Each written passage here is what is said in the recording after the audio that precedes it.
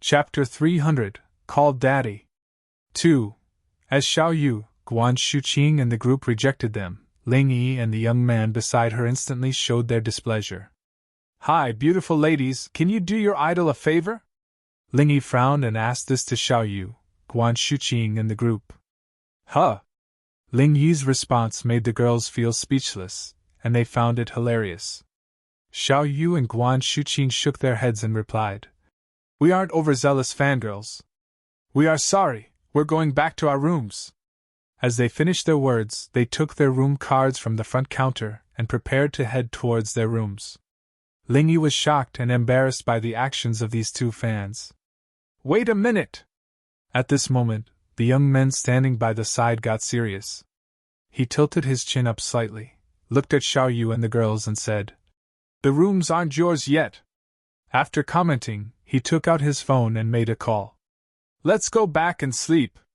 Wang Xian had been standing by the side, watching them silently.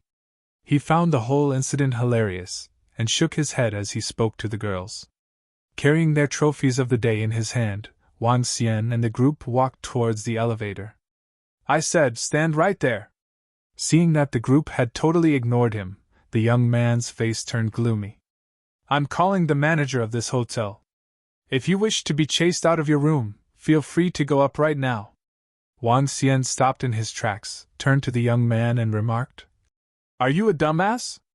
Embarrassing yourself over a room? He couldn't understand how this young man thought.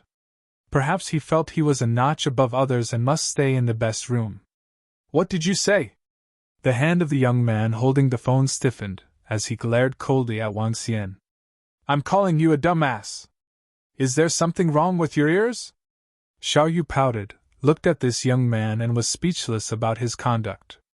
Ha ha! You dare to reprimand me in Shangjing? The young man was so angry that he laughed instead. With a sinister smile, he pointed at Wang Xian and shouted loudly. Indeed, he's just another brat who is too used to being arrogant in Shangjing, commented Wang Xian as he looked at the young man. Arrogant? Let your daddy tell you this. In Shangjing, your daddy can be as arrogant as he wants.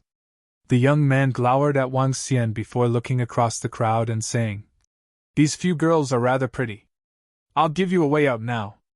Get out of here or your daddy will show you what is meant by arrogant. He pointed at the group. Young Master Yuan, young Master Yuan. Who is the one who has offended you? Suddenly, a voice broke the standoff. A few middle-aged men walked in through the entrance of the hotel. From the group, a middle-aged man in a suit was shocked to see what was happening in the hotel as he dashed forward and shouted. Manager son, the service of this place is getting worse and worse. I can't even get a presidential suite here. Seeing manager's son running towards him, the young man remarked harshly. How can this be? How can this be? As long as you want it, we will definitely reserve a room for you unless all the rooms are sold. Otherwise, we would definitely not hold them back or not give them to you. Manager's son ran forward with a smile to please the young man. Is it so? In that case, why did your guys give the presidential suites to others when we arrived at the same time? Could it be that this card you gave me is useless? Young Master Yuan looked at manager's son and the corner of his lips curved into a smirk. How can this be? How can this be? We will give it to young Master Yuan even if it means not letting anyone else stay in it. Manager's son put on a pleasing smile once again. Following which, he turned around, stared at the front desk attendants and shouted. What are you guys doing? Can't you handle something so simple? If young Master Yuan wants the presidential suite, give it to him then. Do you guys still want your job? Manager. The two attendants stammered and felt bitter. However, they could only swallow their pride as they lowered their heads. Did you see this? Get out of here now! The young man chided with contempt, looking at Wang Xian and the group. Scram! Since young Master Yuan wants you to scram, you guys better scram! Seconded Manager Sunday. You guys.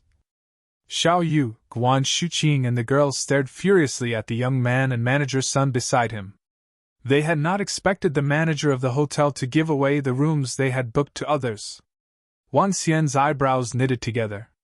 And Mo Qinglong, who was standing by the side, stared at them coldly and clenched his fist lightly. "Good evening, sirs and ladies." Just as Mo Qinglong was about to strike, a rather desolate figure saw Wang Xian and the group. He was shocked and stunned for a few seconds. After which, he immediately rushed ahead. Deep fear gleamed in his eyes. "Huh!" When the voice of the middle-aged man sounded and he appeared in front of the crowd was taken aback. Manager Sun's eyes popped wide open and he was flabbergasted. "It's you!" Guan Shuqing looked at the middle-aged man and exclaimed. The middle-aged man looked decadent, just like how he had appeared beside the plane in the day. "Miss Good evening." The middle-aged man greeted her in fear once again and looked at Guan Shuqing respectfully. He was still on tenterhooks about what had happened on the plane earlier in the day. After recalling the entire incident, all he felt was fear. His enemies had taken advantage of his easily angered personality as they forced him to strike on the plane. In the end, he almost lost all his rationality as he was shrouded in the desire for vengeance. Subsequently, that horrifying old man, Sui Huang, appeared and killed his arch-enemies with a single strike. Those were 4 inborn experts. As for him, he was still awaiting judgment from the old man after he broke the rules on the plane by fighting. Whether he lived or died fell solely on the words of that old man. With the whole afternoon to calm down, fear started welling up. If he was dead, what would be the outcome for his family and disciples? They probably would be killed by his past opponents. However, just as he was pondering how he could ask the old man to spare his life, he happened to meet this girl. When they alighted from the plane, his mental state was disheveled. Nonetheless, he still remembered clearly how that old man had looked at this girl dotingly. He even called her his disciple. She's the disciple of that old man, and that old man had not taken in any disciple for several dozens of years. If he could convince the disciple of that old man to put in a word for him, his life might be spared. He greeted Guan Shuqing anxiously and bowed sincerely. "What?" "Good evening, Director Shou."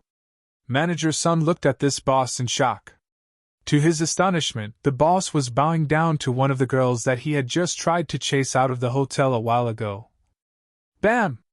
The middle-aged man swung a slap over and chided. "You better watch your words closely next time. This is my last warning for you." Yes, Director Shou." Manager Sun staggered back a few steps. His face swelled up instantly as he answered in horror. "And you guys? Get out of my hotel and you are banned from entering in the future." The middle-aged man looked coldly at young Master Yuan. Hee. You guys deserve it." When Guan Shuqing, Xiao Yu and the group saw the situation, they smiled. Chapter 301, Call Daddy. 3. Zhou Qingkong, are you sure you want me to scram? The middle-aged man slapped cold words on that young man, embarrassing him instantly. The young man looked malevolent as he glared at Zhou Qingkong. Her? Zhou Qingkong squinted his eyes slightly as he peered at that young man with flickering eyes. Subsequently, he clenched his teeth to show his determination. "I said get lost, and you better do it now." "Fuck you, Zhou Qingkong. Do you think I'm scared of you just because you're an inborn expert? Feng family didn't annihilate you, so you want Yuan family to do it?" The young man burst into outrage as soon as he heard Zhou Qingkong. He pointed at him and chided with an extremely arrogant attitude. Even though he knew Zhou Qingkong was an inborn expert, he did not show the slightest fear. Obviously, his backing was somewhat powerful. I want you to get out now. You jolly well should do so." "Annihilate me? Stop bragging, lad." Zhou Qingkong spoke to the young man with a sullen face. He knew which side he should be on by now.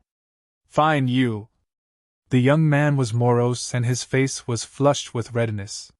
He pointed at Zhou Qingkong with constantly changing expressions. "Zhou Qingkong, you better watch out. If I don't destroy your hotel today, I, Yuan Fei, will tarnish my own reputation in Shangjing." Didn't you hear me asking you to get out? Zhou Qingkong gradually turned gloomy when he saw Yuan Fei's behavior, encompassing him with a tyrannical oppression. 5 minutes. Just you wait. Yuan Fei felt the magnitude of Zhou Qingkong's imposing demeanor. His face paled, he gritted his teeth, and spoke ferociously. Then, he turned to Wang Xian and his gang with icy cold eyes. And you guys too? Just you wait. I'll show you what it takes to provoke me. Let's go! He then turned and spoke to Ling Yi and the other 2 people next to him, while he dug out his phone exasperatedly. Humph! Zhou Qingkong was slightly embarrassed. He took a deep breath and turned to look at Guan Shuqing again. Miss, it's my honor that you stay in our hotel. I hope you have a pleasant rest today. Thank you, Director Zhou. Guan Shuqing was delighted on her face as she expressed her gratitude when Director Zhou went all out to offend the young man in their defense. You're welcome. Miss, which room are you staying in? I'll show you the way. Director Zhou said quickly. It's okay. We can go over ourselves. Guan Shuqing shook her head. It's nothing. It's my pleasure to serve you. Director Zhou shook his head in a hurry as he led them ahead. Manager Sun, behind him, was a little dumbfounded as he stared at his boss with doubts on his face. Who was that girl such that his boss did not hesitate to offend Yuan family? Wang Xian, Xiao Yu, and the rest went into the president's suite. Boom boom! After Wang Xian placed his things on the table, Elder Fang opened the window for ventilation, and they could hear the roaring of engines outside. Smash! Subsequently, the shattering of the glass window was heard. Her? Wang Xian, Guan Shuqing, Xiao Yu, and the rest were slightly stunned as they went to the window immediately. What a line-up! Elder Fang looked outside with a surprised look. It's Shangjing, indeed, with daring people stomping over the hotel of an inborn expert. At this time, more than a score of supercars were gathered at the hotel entrance. Each of the supercars was vrooming loudly with unruly young men standing in front of them. They were gazing at the hotel before them with arrogance. The engine sound from earlier had been from one of the supercars crashing into the hotel rampantly. Arrogance above anyone else. Zhou Qingkong, you son of a bitch! Get your ass out here! Those whores, too!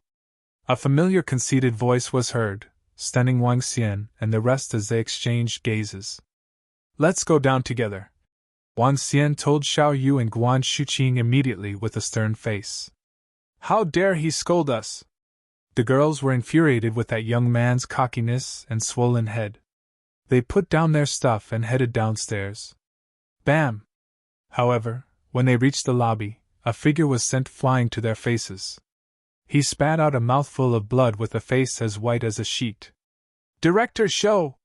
Guan Shuqing was aghast as she exclaimed. She hurriedly walked over and checked on him. I'm fine. As soon as Director Zhou saw Guan Shuqing arrived at the lobby, he revealed a smile on his pale-looking face. At the same time, a hint of doubt flashed in his eyes. Haha, how dare you agitate my buddy? Zhou Qingkong, are you sick of living? A disdainful and complacent voice was heard. The hotel door was knocked down entirely, with a sports car crashing into the sofa in the lobby. Yuan Fei stood beside it, and he did not feel sorry for the luxurious car that had crashed. With his chin lifted up, he stared at Zhou Qingkong disdainfully. When he noticed Wang Xian and his gang were walking out, his face turned cold with a taunting look. All the luxury sports cars had already blocked the entrance of the hotel. More than a score of cars were parked at the entrance. A young man was sitting in a limited edition sports car at the center, and he had crossed his legs with a smile as he remarked just now. Beside that young man stood a domineering middle-aged man. Obviously, he was the one who had struck just now. Apart from that middle-aged man, in every sports car sat a young man with taunting looks. They wore branded goods, drove branded cars, the typical rich second generation who had strong backings.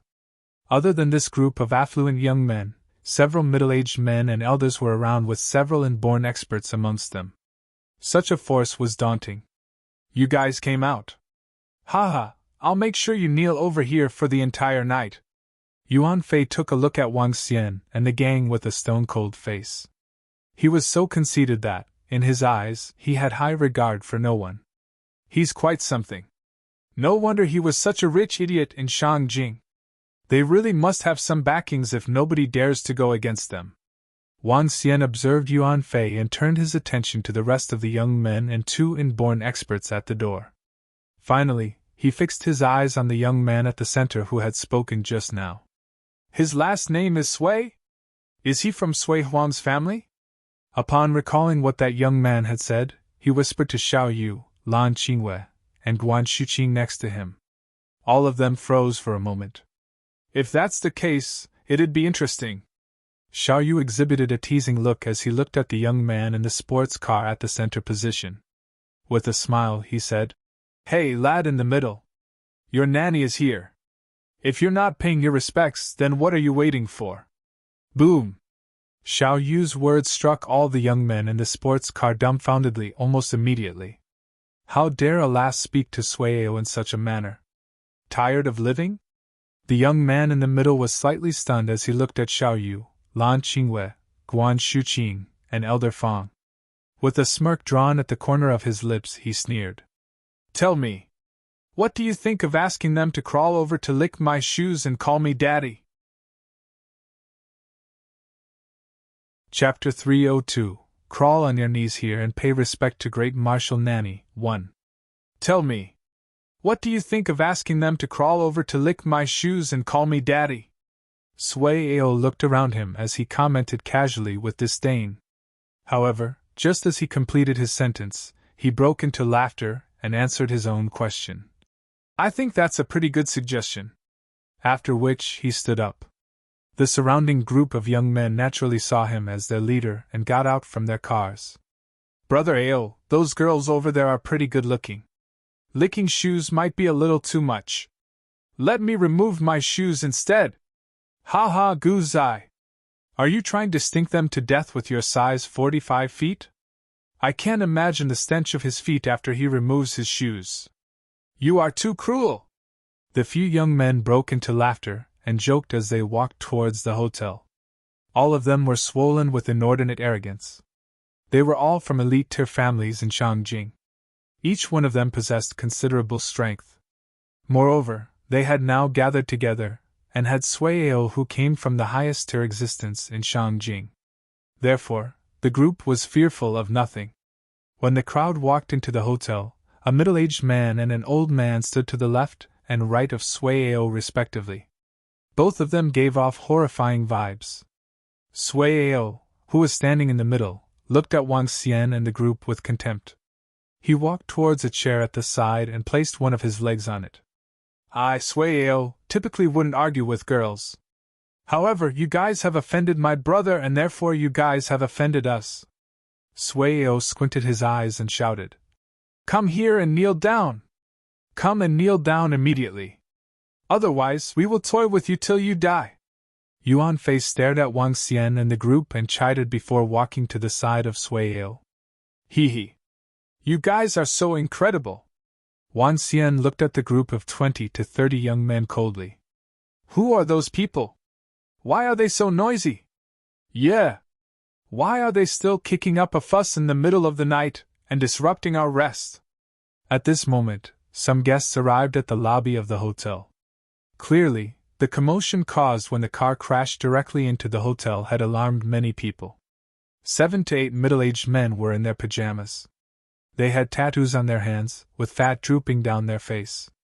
But they looked extremely fierce. They bemoaned unhappily. However, when they saw the group of young men in the lobby, they were taken aback. Their gaze fell on some of them as their pupils constricted. "Young Master Zhan, young Master Feng, young Master Li." The few of them immediately went over to the group of young men to greet them. However, the group of young men wasn't paying attention to them. Their eyes were still fixed on Wang Xian's group. "TSK! You guys must be eager to die to offend young Master Zhan and his friends." A middle-aged man chided Wang Xian and the group to get on the good books of young Master Zhan. "Scram!" And Mo Qilong looked at the group of middle-aged men and shouted. Horrifying aura and killing intent swept towards them. You are. Plop. The group of middle-aged men couldn't withstand Mo Qinglong's aura fully as they were knocked unconscious and fell to the ground. After which, Mo Qinglong turned to Sui Ao and the group. Contempt and disdain were written all over his face as he said, "Can you afford the consequences for making us kneel before you? Inborn expert? It's no surprise that you guys are acting so presumptuously." Sui Ao squinted his eyes and stared coldly at Mo Qinglong as he continued. "From your accent, I believe you must have come from somewhere other than Shangjing. Haven't you heard of the saying, in Shangjing, even inborn experts have to keep a low profile? Otherwise..." The middle-aged and old men beside him stepped forward at this moment. The aura of inborn experts immediately shrouded towards Mo Qinglong as they continued the sentence for Sui Ao. "Otherwise, you will die too. Ha. I wonder who gives you the guts to be arrogant in our territory. Right now, I'll give you 5 seconds to get here and kneel before us. Otherwise, you guys can forget about leaving Shangjing. Not even an inborn expert could escape." Yuan Fei's haughty voice sounded once again. "Don't be so imperious." When Guan Shuqing saw the arrogant looks of Sui Ao, she was infuriated and continued. "You are Sui Ao? This has nothing to do with you. Stay out of this and don't be arrogant. Otherwise, I'll let my master know." Ha. Imperious? Sui Ao burst into laughter. "A few foreigners dare to offend my brother. It's only natural that I'll be involved now. Let your master know. Even if your master was here, he would have to kneel before me like you guys. All of you here have to kneel before me today until the sun rises.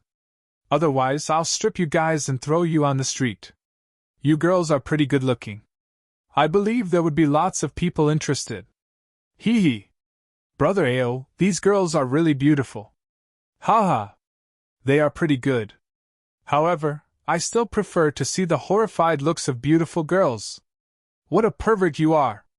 As Sui Ao completed his words, the group of young men around him joked and conversed casually. This group of young men wasn't concerned about the strength that Mo Qinglong had demonstrated, or Wang Xian and the group. "You! Great! I'll convey what you said to my master." Guan Shuqing was referring to Sui Huang when she talked about her master. She had asked Sui Ao to stay out of this, but he started insulting them instead. This infuriated her and made her pull out her phone right away. "Io! She's really calling her parents now. Ha, this is interesting." When Yuan Fei saw Guan Shuqing take out her phone, he looked at her with ridicule and mocked loudly. "I'll let you call anyone you wish. In Shangjing, there's really no one we are afraid of. Get your master here. I'll let him kneel down in front of me too," said Sui Ao disdainfully. Hearing what Sui Ao and his friends had said, a cold light flashed in her eyes. "Hello, master! Someone is bullying me," Guan Shuqing's voice sounded. When she called through the phone to Sui Huang, she immediately spoke bitterly. "Ha! There are people who dare to bully you when brother Wang Xian is with you. Where are you? I'll send my guys over." In a sihiyuan in Shangjing, Sui Huang sat with his legs crossed, cultivating. When he heard his disciple, he was taken aback initially. "His name is Sui Ao. He brought many people with him, and they surrounded us. After which, he demanded that we kneel before him and even wanted to strip us and throw us to the streets. I told him that I'd be informing you, and he said he would make Master kneel in front of him if Master was here." Guan Shuqing snitched to Sui Huang as she repeated everything Sui Ao had said previously. "Ha, you really called your master? In that case, tell him to get right here, kneel before us and apologize." Sui Ao heard what Guan Shuqing said over the phone and responded loudly with disdain. Chapter 303. Crawl here on your knees and pay respect to Great Marshal Nanny 2. Sui Huang, with the phone in his hands, froze, standing in the room. He was stupefied with what his disciple had told him just now. Upon hearing the haughty voice from the phone now, his expression darkened immediately. The other party wanted him to go there and kneel in front of him. On top of it, it was the descendant of the Sui family who had said it. For a moment, Sui Huang's face sank with a cold expression.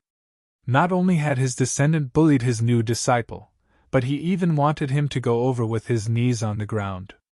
This unfilial descendant may have not known the truth, but it was still disgraceful and unforgivable. Looks like some of the younger fellows of Sui family are accustomed to arrogance. Sui Huang darkened his expression. As the pillar and founder of Sui family, he fought with his life such that they could become a sacred clan and achieve their current status. Now, he was old. He could only have a few decades of lifespan left.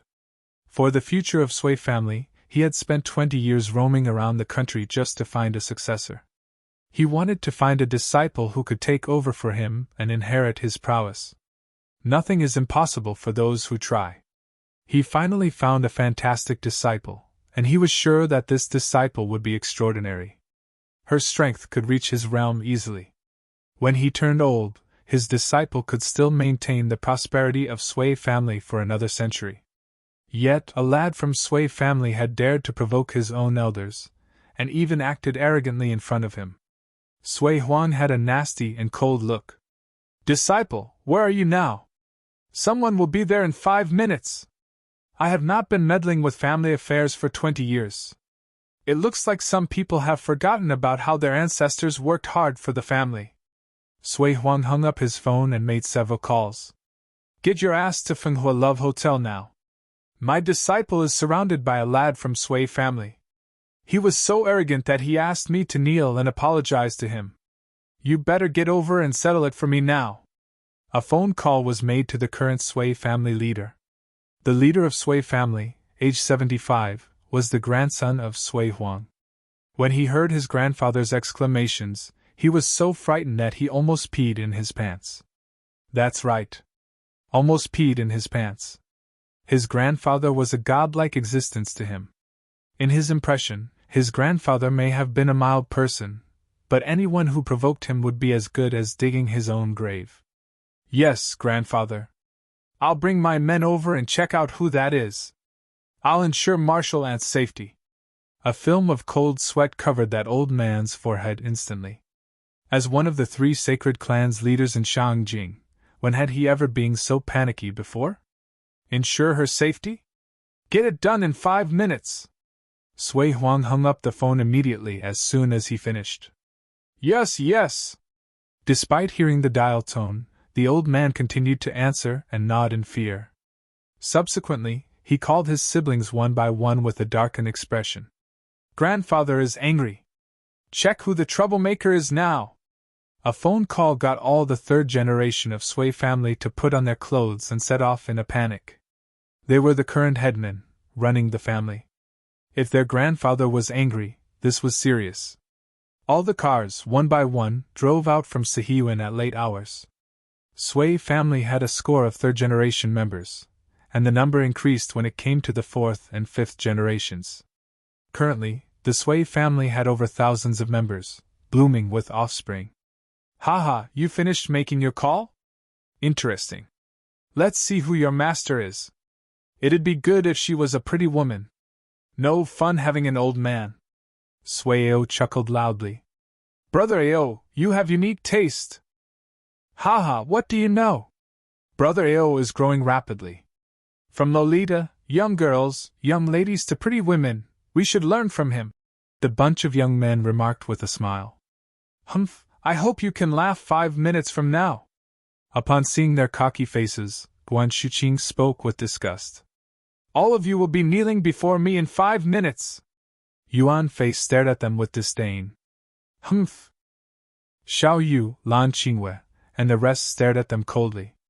"We'll wait and see if you can laugh later." The bunch of young men smiled and commented on Xiao Yu and the rest, looking at them from head to toe. Wang Xian and his gang kept quiet. "Your 5 minutes are up. It looks like your master is late. In this case, why don't you guys just kneel down now? I don't have the time for you."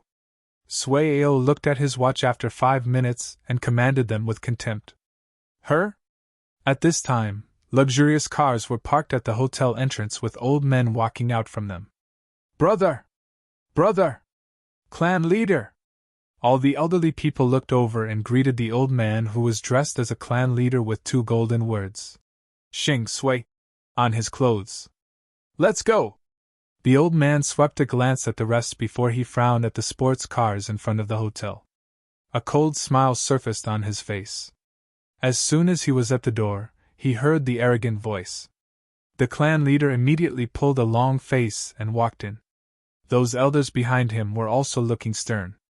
This incident not only enraged the clan leader, but it also incensed their grandfather. That man was the fundamental reason for Sui family to be standing firm. Do we need to kneel before you too? A voice resounded in the hotel lobby, stunning the group of young men. Sui Ao was puzzled as the voice sounded familiar to him. Who? Get in here! He turned around with some impatience in his soft bellow. This? When the young man at the door turned around, his entire body stiffened up. All of them parted their lips with wide and round eyes in disbelief when they saw the group of old men arriving at the door. A total of 20 old men were walking into the hotel with eye-catching family uniforms. There was another old man with an expensive-looking walking stick standing to the side. The bunch of young men at the door unconsciously stepped aside with trembling bodies when they walked in. The atmosphere was so still that they could even hear their own breaths clearly. Clan leader! Sui Ao opened his eyes wide when he saw that all the third-generation members of Sui family, including his grandfather, were here. All he had was a surprised look. Clan leader, grandfather, why are you guys? Asked Sui Ao fearfully as uneasiness surged. But he did not dare to think further. The clan leader cast an indifferent look on Sui Ao, the current most outstanding offspring of Sui family. He did not reply to anything as he swept his gaze across Wang Xian. Eventually, he fixed his eyes on Guan Shuqing and quickened his pace. The elders behind him sped up at the same time. Chapter 304 Crawl on your knees over and pay respect to Great Marshal Nanny 3. An old man with a walking stick walked at the back of the pack. When he walked to Sui Ao, his body shivered a little as he glowered at him. Grandpa, what happened? Asked Sui Ao cautiously. At this moment, the experts of the Sui family of his grandpa appeared with him. What happened? The old man growled while trying to keep his anger in check. To the astonishment of the crowd, he waved his walking stick ruthlessly towards Sui Ao's legs. Bam! Crack, crack! Without holding back at all, the walking stick swung heavily on Sui Ao's legs. Sounds of his bones snapping instantly propagated throughout the lobby. Arg! Grandpa! Sui Ao shrieked in pain. However, the physical pain he felt from the body wasn't what he was most concerned with right now as he looked in horror at the grandpa who had always doted on him dearly. To his surprise, the old man with the walking stick didn't even pay attention to him after hitting him and simply walked past him. The surrounding group of young men held their breath and they were terrified. The current clan leader of the Sui family and every member who held considerable influence in the clan were all here. These 20 people represented the sacred clan, Sui family. Moreover, they were the ones with speaking rights in the Sui family currently. Every single one of them had extremely large authority and influence. Sui Ao was just one of many grandsons when compared to these true big shots in the Sui family. Read more chapter on Novelful. Regardless of seniority or standing, Sui Ao was nowhere close. However, the crowd was soon stunned and horrified by what was to come. The clan leader of Sui family and the third generation of Sui family walked towards the girl that made the call directly and lowered their heads respectfully. Greetings, Marshal Senior Aunt! Greetings, Marshal Senior Aunt! Marshal Senior Aunt! The clan leader of the Sui family and the third generation of the Sui family are addressing that girl as their Marshal Senior Aunt. Oh gosh!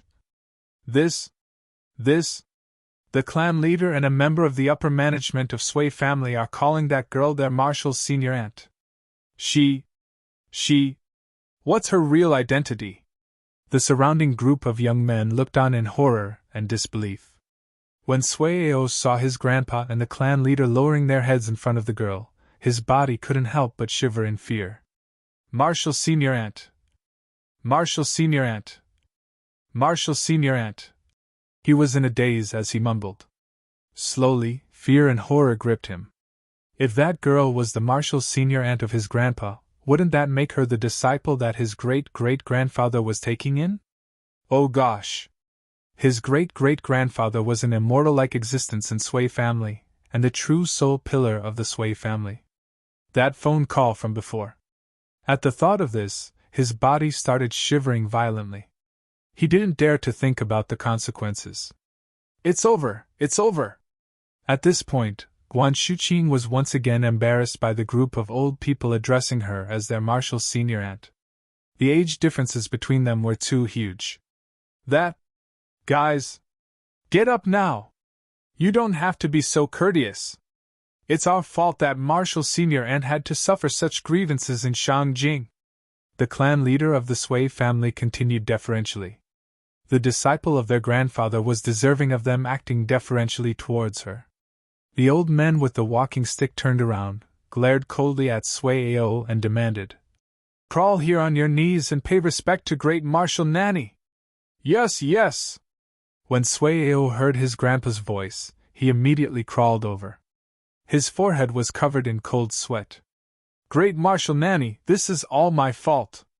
I failed to recognize you. It's my fault. Please give me another chance." Sui Ao had completely lost his pride and arrogance as he kneeled there, apologizing constantly. The group of young men behind him was paralyzed with fear. Yuan Fei felt his whole body go numb as he lost all control of it and collapsed onto the floor. After which, he quickly went on his knees. "I was wrong! I was wrong!" When the group saw Yuan Fei go down on his knees, they also kneeled down in horror. Sui Ao was the leader of this group. Now that even Sui Ao had to kneel down, they could only do the same in front of the Sui family. "TSK." Guan Shuqing sneered at Sui Ao, who was horrified and lost. "You were still so arrogant a while ago. Why are you acting like a wimp now?" "Marshal Senior Aunt, Grandpa instructed us to handle this matter. We will definitely give you a satisfactory answer." Seeing that Guan Shuqing was clearly still displeased, the clan leader of Sui family spoke immediately. In that case, I leave this to you. Thank you for rushing here at this hour." Seeing the group of old men being so respectful to her, Guan Shuqing spoke gently as she would feel bad if she continued to be demanding. It's all right. Marshal Senior Aunt, do you want to return with us to have a good rest?" the clan leader of the Sui family asked, revealing a smile. "No, thank you. I'll just stay here for the night. I'll see you guys tomorrow." "All right. In that case, we shall not disturb Marshal Senior Aunt," said the clan leader of the Sui family. After which, he looked to the group of old men that had come with him. "Grandpa is dissatisfied with the current state of Sui family. Aren't some of our disciples from Sui family getting too arrogant outside? It's time to teach them a lesson. Perhaps some of these juniors have forgotten about the sweat and tears our grandfathers and fathers shed to give us what we have today. It's time we do something." As Sui Ao heard what the few old men said, his face turned as white as a sheet. "Clan disciple Sui Ao has offended his senior and broken the rules of the clan. Your identity as a core disciple of the clan will be taken away, and so will the benefits bestowed upon you. You shall now be deployed to manage the company." The clan leader of the Sui family gave his orders immediately. Upon hearing this, Sui Ao felt desolated. With all his rights as a disciple of Sui family taken away from him, he could only be an ordinary member of the Sui family, and would have to work for the family.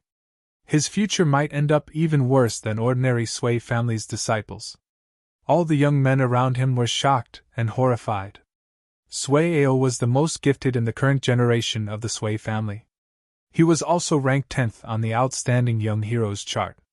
Yet, everything would be taken away from him as he would be shifted from the core of the family to the fringe businesses.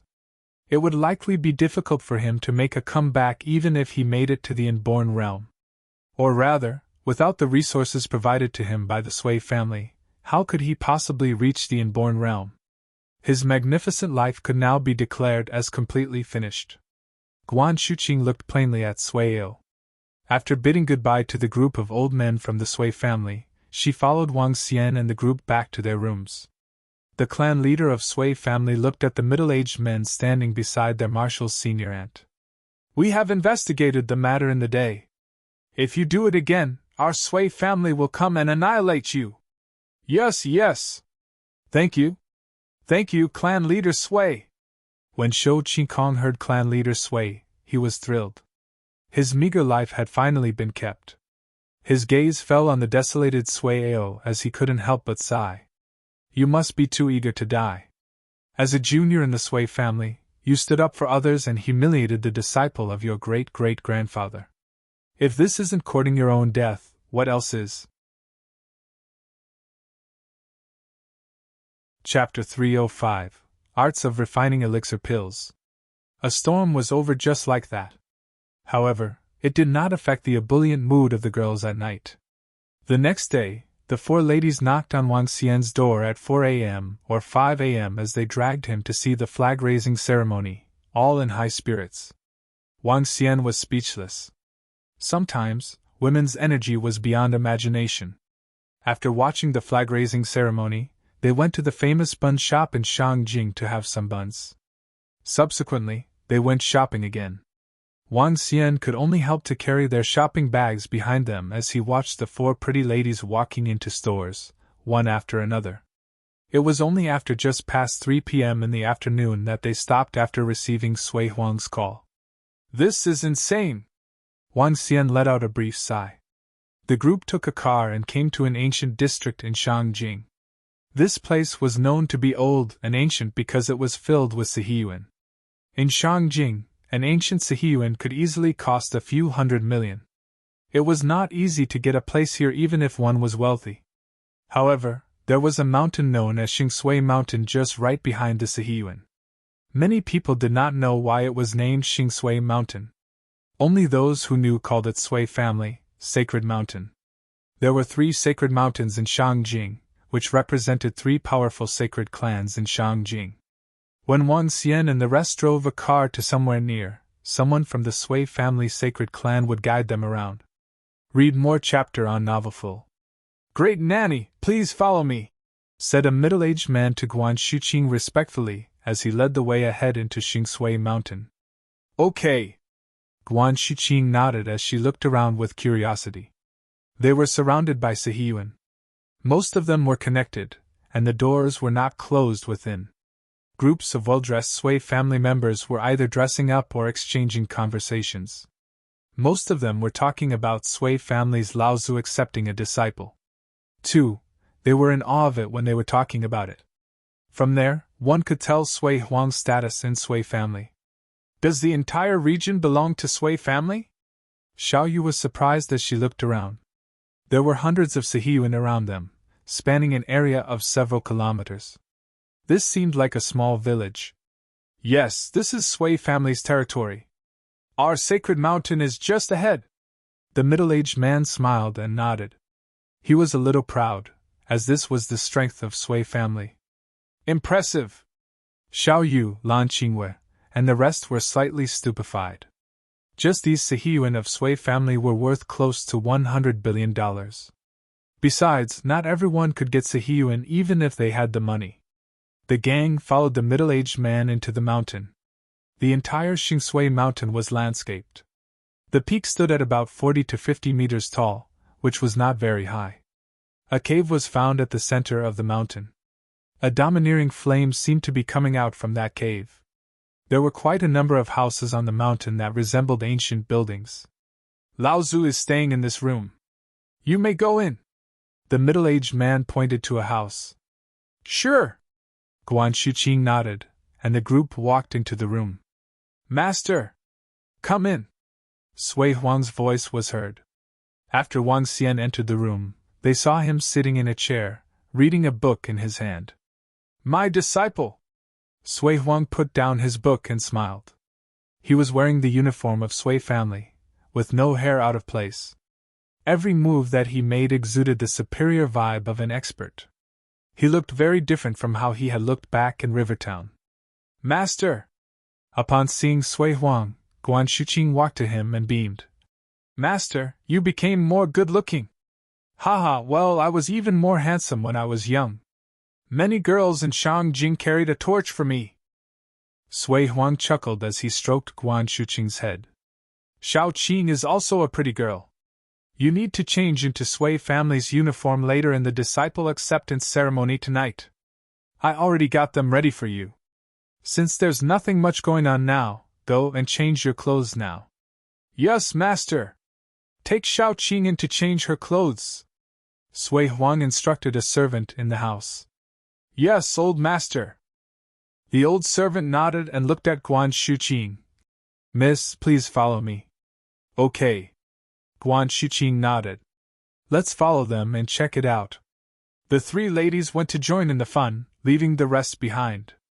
Old Sui, your Sui family is quite impressive.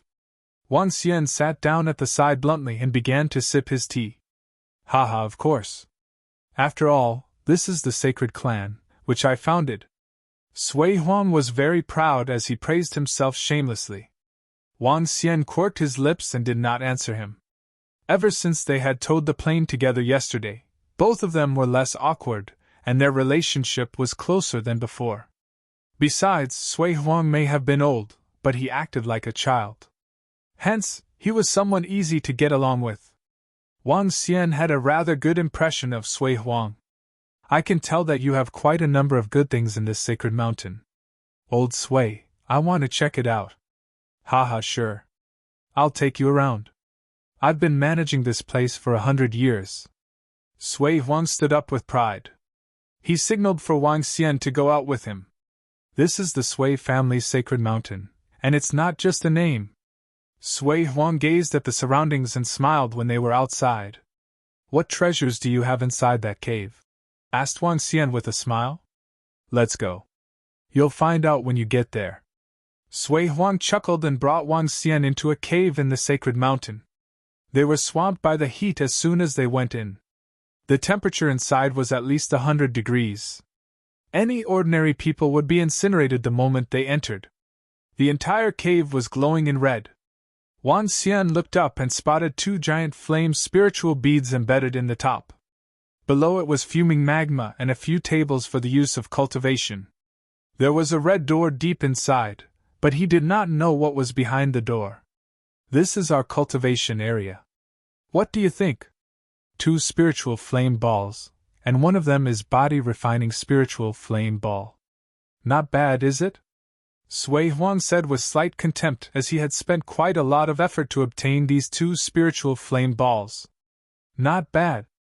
Wang Xian did not rebuke him this time. The 2 spiritual flame balls were all level 10, one level higher than the spiritual flame ball he had gotten the other time. Never underestimate the difference between levels.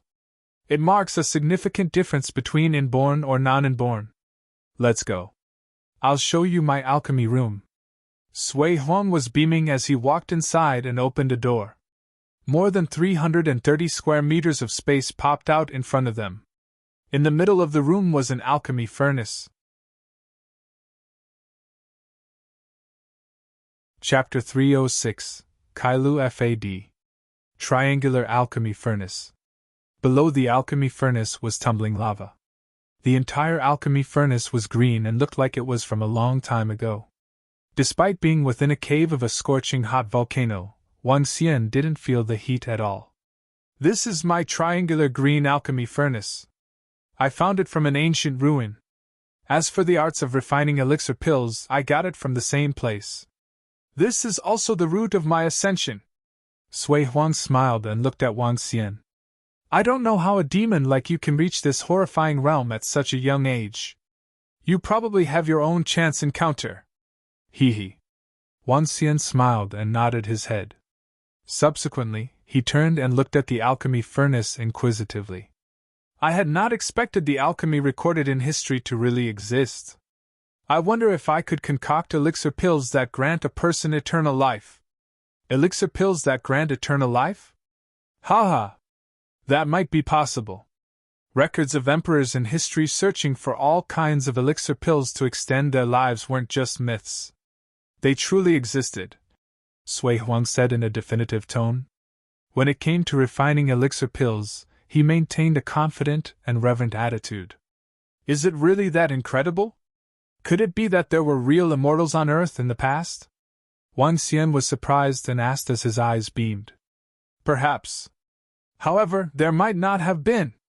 Sui Huang sank into deep thought and couldn't give a definitive answer this time. Based on some records, there were definitely more experts in the past than current times. As for the existence of immortals recorded in mythology, I can't be sure. Wang Xian nodded his head slightly. The world is too mysterious. Based on mythology, there were ghosts and demons that roamed the world and immortals that flew in the air. However, these claims couldn't be verified. As to whether there were real immortals, no one could be sure. It was especially so for ancient martial artists. After all, the arts of cultivations had all originated from the past. The path of refining elixir pills is vast and deep. If you can become a powerful alchemist, you will gain huge benefits too. As for the value of elixir pills, they are typically valued 10 times more than spiritual medicine of the same level, explained Sui Huang. Really? Wang Xian was taken aback as he asked in shock. Read more chapter on Novelful. Definitely. The effects of level 1 elixir pills could match the effects of a level 2 spiritual medicine, Sui Huang explained as if he was explaining a known fact. Spiritual medicine in the world is just simple elemental energies and effects.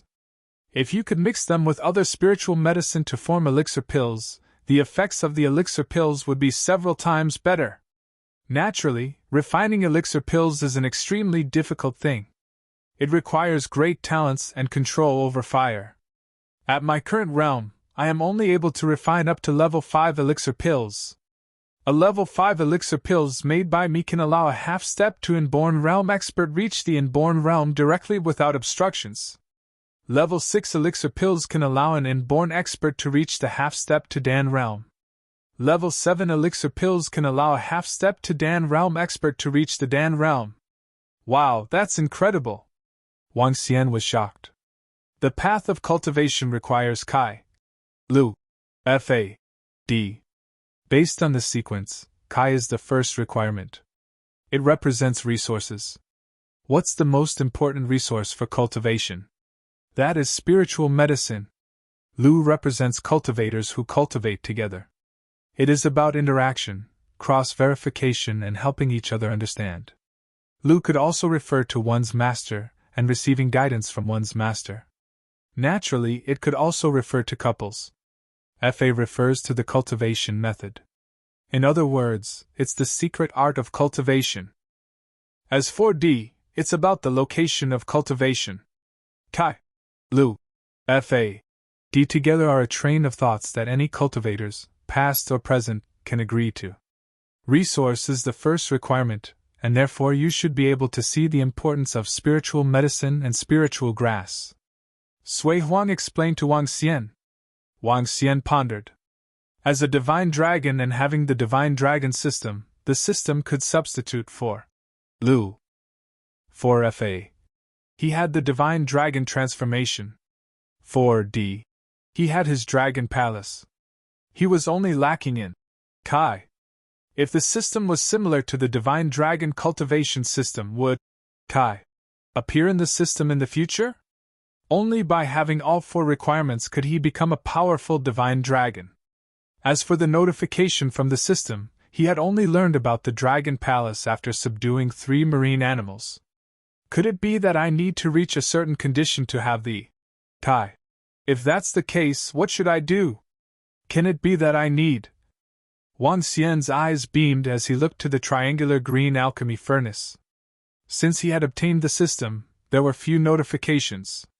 Moreover, this system was different from common novels he had read. The system did not issue him a mission or a main path to follow. He had to do the discovery of most things by himself. Old Sui. That? Wang Xian's eyes shimmered and smiled. Old Sui, can you let me take a look at your arts of refining elixir pills? When Sui Huang heard him, he was taken aback. His expression turned gloomy and looked at Wang Xian with ridicule. Rascal, you have pretty thick skin. Passable, passable. Wang Xian pressed on and continued. I'd just like to take a look as I'm interested in it. If I can become an alchemist, I'll send some level 6, 7 and 8 pills to you after I refine them in the future. Sui Huang was a little annoyed upon hearing Wang Xian. Level 7, 8? Do you think the arts of refining elixir pills is that simple? Disregarding refining elixir pills, can you find level 7 and 8 spiritual medicine and grass? You sure know how to brag. In that case, tell me what I have to do for you to show me your arts of refining elixir pills. Wang Xian asked directly. You little rascal. Sui Huang wasn't pleased when he heard that Wang Xian wanted to learn about alchemy. This was his trump card and the reason for his ascension. However, he recalled that his wife would be his disciple. He couldn't guarantee that his disciple wouldn't let this rascal know. I'm fine with you taking a look at the arts of refining elixir pills. However, in the future and as long as you are alive, if my Sui family is in trouble, you have to help them. Besides that, give me some treasures that interest me. Otherwise, don't even think about it. Sui Huang said with a little disdain. I'm fine with helping out, but I can't be forever guarding your Sui family, right? 3 times. 3 times at the maximum. As for treasures. Wang Xian frowned. He didn't seem to have any treasures at all. Even his spiritual medicine was used up by this old man. I'll give you the treasures when I find them. In that case, let's continue this conversation when you have something that interests me. After finishing these words, Sui Huang continued impatiently. Go. I'm not bringing you around anymore. If something interests you, you might just take it away from me considering how thick-skinned you are. Damn. Old man. Am I a person like that? Wang Xian was speechless and asked him this directly. You aren't? You just asked me for my trump card. You are not a person like that? Sneered Sui Huang. You didn't even give me anything, right? Wang Xian choked and his voice softened. I'm not silly. Who would give you this the moment you demand it? Sui Huang shot him a deathly glare. All right, I shall not argue with a petty guy like you. When I find the treasures that can interest you, I'll exchange them for your arts of refining elixir pills, answered Wang Xian shamelessly. After which, he changed the subject rapidly. Hee. Let's go. Old Sui, show me around the place. TSK. Not calling me an old man anymore? Old Sui, please. Chapter 307. Getting Something with Nothing 1. Sui Huang really lives up to his name. A sacred clan, indeed. Impressive. Wang Xian saw Sui family's spiritual medicine garden in a cave and praised Sui Huang. The space before them was filled with various spiritual medicine, and most of them came with fire attribution. All of the spiritual grass was glistering, and all of it ranged from level 3 to level 5. Right in the middle was level 6 spiritual grass. All the different varieties added up to a few hundred tufts of spiritual grass in total with an inestimable value. Stop your bootlicking. Even if you do so, I'll not hand over my arts of refining elixir pills to you. Sui Huang snorted with eyes full of haughtiness. He remembered that this lad had exploded domineering oppression to compete with him when they first met. Obviously, Wang Xian had wanted to overwhelm him on their first encounter. Now, he finally gained back some face. Heh. Wang Xian was not embarrassed at all despite the fact that his trick was discovered. He laughed. Didn't you ask me how I managed to raise my spiritual grass so easily the other time? This has got something to do with my physique, and I'm a doctor. As Wang Xian spoke, he walked and put his hand in the garden. Read more chapter on Novelful. All the spiritual grass was glowing with faint luster as it absorbed the immense azure dragon energy injected into the garden. Wang Xian pretended to be tired as he wiped the film of sweat he purged from his forehead. Then, he smiled at old Sui. How is it? Look at the spiritual medicine garden. Don't you think their vitality has increased? That's true. Old Sui was taken aback as he looked at the spiritual medicine garden. The spiritual grass grew livelier after Wang Xian placed his hand in the garden. Even those that were dying came back to life completely. You're welcome. Wang Xian smiled and waved his hands. Old Sui's face turned black as soon as he heard him. Who wants to thank you? All right, it's almost time. Tonight's disciple acceptance ceremony will begin soon, said Old Sui to Wang Xian. Okay, I'll observe from the side and see how you guys hold the ceremony, Wang Xian said with a beaming face as he followed behind. Laozu! Great-grandfather! Grandfather! As soon as they walked out of the cave, they saw the descendants of Sui family walking toward the sacred mountain. They were slightly taken aback when they saw Sui Huang walking out. Immediately, they bowed to him with respect. Okay. Sui Huang nodded and entered the same room that he had come out of just now. Sui family members gazed at Wang Xian with doubts. They did not understand why a young man was standing beside Laozu. Master! Guan Shuqing, who was waiting in the room, came out immediately as soon as Wang Xian and Sui Huang stepped in.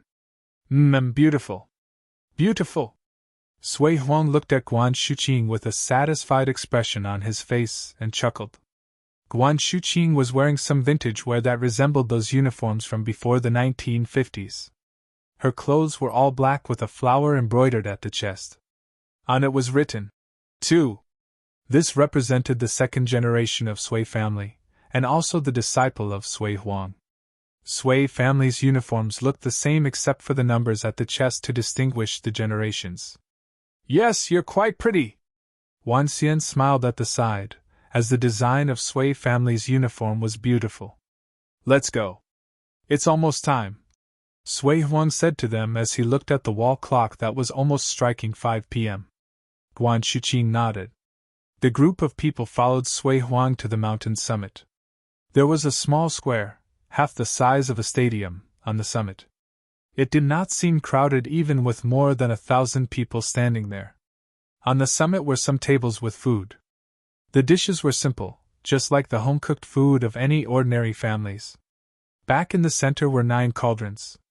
The one in the middle was the biggest, about 5 meters in size, with flames burning in it. It was surrounded by another 8 smaller cauldrons. The cauldron in the middle was known as the Emperor Cauldron.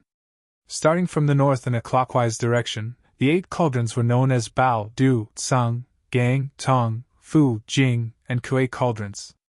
9 cauldrons represented prosperity for the nation and family. This meant that Sui family would prosper forever. There was a central seat and 2 accompanying seats just below it at both sides. The 3 seats were empty at the moment. All the members of Sui family aged 5 and above were all present. They turned their attention to Sui Huang as soon as they arrived. Wang Xian, you shall sit beside me. Disciple, you shall stand at the center position, Sui Huang said to Wang Xian and Guan Shuqing. Allowing Wang Xian to take the accompanying seat was a form of recognition of his ability, as though he was on par with Sui Huang. Therefore, he was fit to sit in that seat. The other accompanying seat was saved for today's main highlight, Guan Shuqing. Wang Xian and the rest nodded. Lan Qingwei and Xiao Yu took the seats at the furthest end. Following Sui Huang to the central position, Wang Xian smiled as he took the accompanying seat. Sui family members were surprised to see a young man sitting over there. All of them found it unbelievable. How could such a young fellow deserve to sit on that accompanying seat? What ability did he possess? All the second-generation members were seated below them. But since Laozu did not make any comment, the rest of the people did not dare to say a word. I'm sure you know why we're gathered here today. I, Sui Huang, have taken a new disciple. She will be my last disciple. Sui Huang stood up slowly as he overlooked everyone on the stage as he spoke. Wang Xian did not pay attention to the cumbersome ceremony procedures of the sacred clan. Instead, he observed the people below him. The entire sacred clan, Sui family's strength was gathered in this place. All the experts in the Sui family were present. 23 inborn experts. TSK. Sui family possesses quite a formidable strength. An alchemist, indeed. He can nurture experts at a rapid speed, Wang Xian exclaimed. He recalled that the number of inborn experts that Flame Palace had, including those who joined at a later stage, was only about 16. A single Sui family already had 23 of them. With such a strong expert like Sui Huang around, the Flame Palace was never a match. The ceremony was usually cumbersome for ancient families. Kneeling and bowing, serving tea, and paying respects took around 10 minutes. Okay, disciple. Come over! After the procedures, Sui Huang beckoned Guan Shuqing over with a beaming face. Yes, master! Guan Shuqing smiled and took a seat by his side. Congratulations to father for accepting an outstanding disciple. Junior sister, how are you? These are some gifts. I hope you like them. At this time, several elders who were sitting in front stood up on both sides. They bowed to Sui Huang and took out their gifts one by one. All of you have put in the effort. Shao Qing, accept them. They should give you gifts. Chapter 308. Getting something with nothing, too. Yes, master. Guan Shuqing nodded her head. After which, she walked over and said, Thank you, Marshal Senior Brothers, for your gifts. You are welcome. We will be one family in the future. If there's anything we can help you with, feel free to let us know. Several 90-plus-year-old elders replied with smiles. Although they were old, they were in the pink of health. This might be because they were all inborn experts. Junior sister, this is a defective flame ball. It's a shame that I can't find a complete one. I have been using it for more than 10 years and have little use for it now. I'd like to give this to Junior sister as something you can use to protect yourself. Junior sister, this is the highest level elixir pill I can refine right now. It's a level 3 elixir pill and highly nourishing for a girl's skin. I don't know what kind of weapons Junior sister uses. Therefore, I'd like to give this jade dagger to Junior sister. A few old men took out their gifts and handed them over to Guan Shuqing. Thank you. Thank you, Marshal Senior Brothers. Guan Shuqing thanked them immediately. You're welcome. I heard Junior sister reach level 9 martial artist after just a month of cultivation. We are really embarrassed in comparison.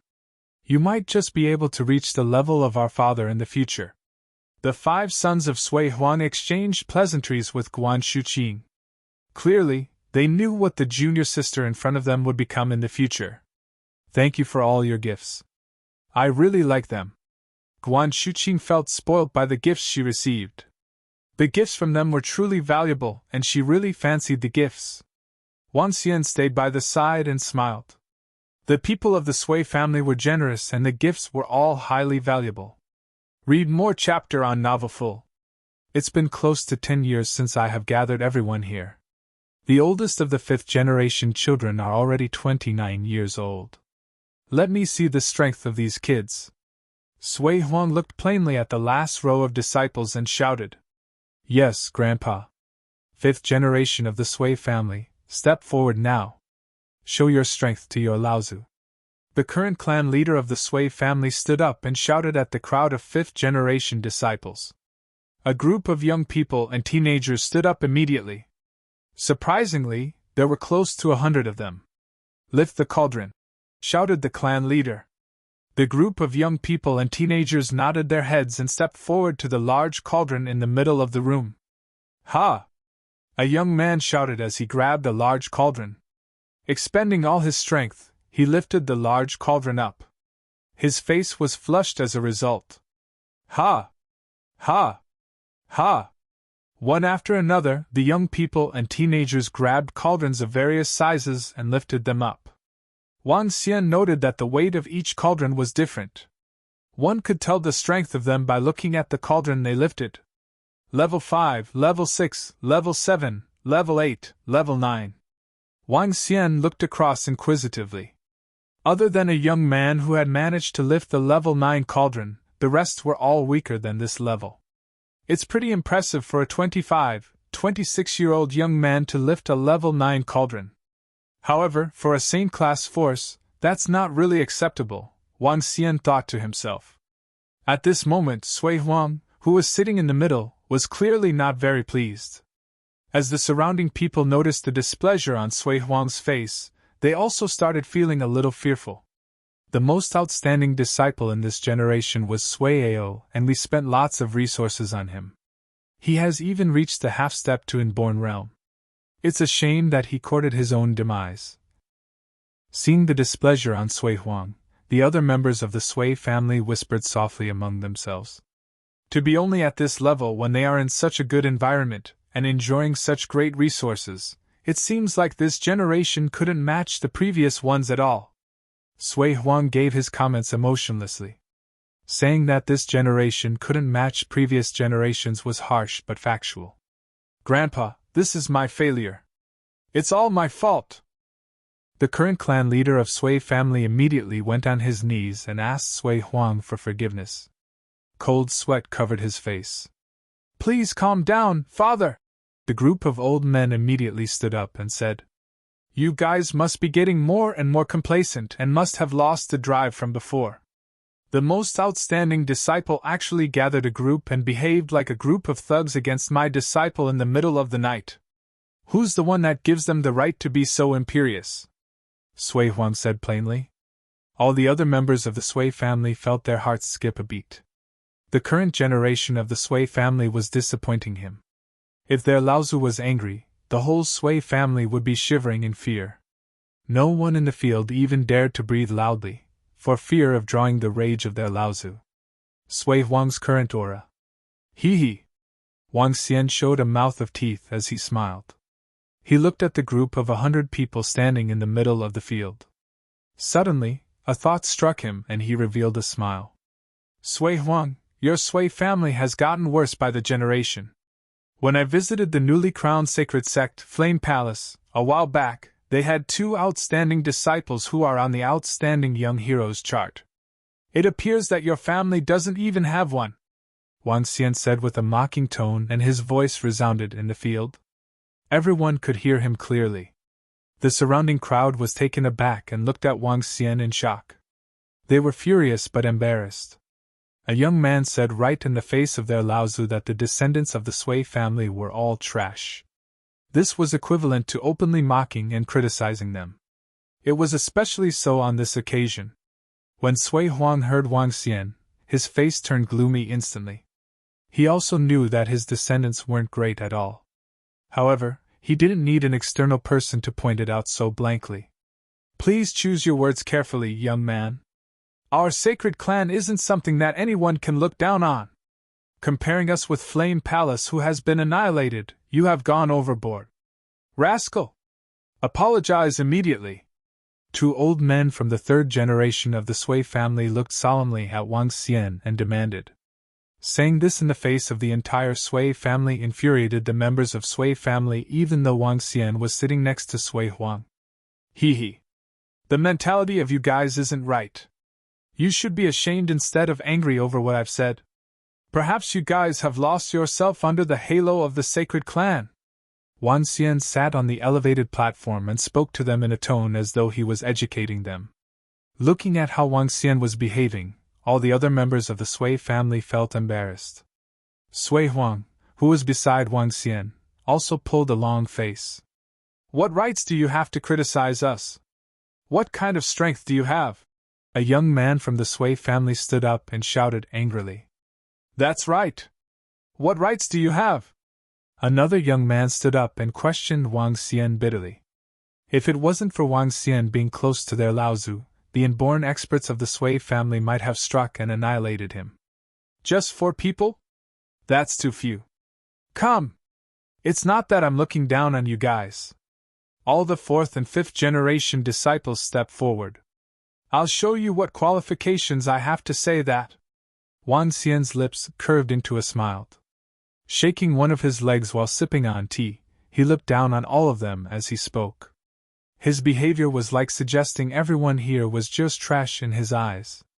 His arrogant words and brazen expression immediately aroused the anger and fury of all members of the Sui family.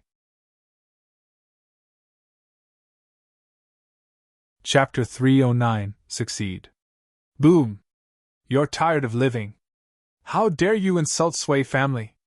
As soon as Wang Xian finished his sentence, hundreds of disciples of all ages and generations stood up and glowered at Wang Xian. Lad, watch how you're talking. Who are you to speak to us like this? Apologize now or else. An outstanding middle-aged inborn expert stared at Wang Xian coldly as he spoke. Hundreds of Sui family's disciples exploded with immense heat as they gathered like a furnace trying to melt Wang Xian away. Just two inborn experts? Wang Xian shook his head slowly and took a sip of tea before he placed it on the table. Roar! A soft dragon bellow came from Wang Xian's mouth. Subsequently, he spat out a dragon ball. Roar! Once the dragon ball came into sight, it turned into Fire Divine Dragon immediately. The 7-meter-long Divine Dragon dived towards the 4th and 5th generation of Sui family's disciples rapidly. Imposing demeanor and domineering oppression struck fear into all the people around the area. What? A 2nd-generation old man from Sui family was aghast as soon as he saw the domineering oppression exploded from the Fire Divine Dragon. He quickly stood up and faced the Fire Divine Dragon. Her? Wang Xian frowned slightly as he looked at the old man. Sit down! As Wang Xian shouted softly, the old man, who was about to stand up, grimaced. His body was trembling violently. He turned his head with disbelief as he gazed at Wang Xian with astonishment. The rest of Sui Huang's sons who were around were also shocked as they looked at Wang Xian. A soft bellow and the imposing demeanor that was exuded was able to trap their leader. They were dumbfounded by the domineering strength.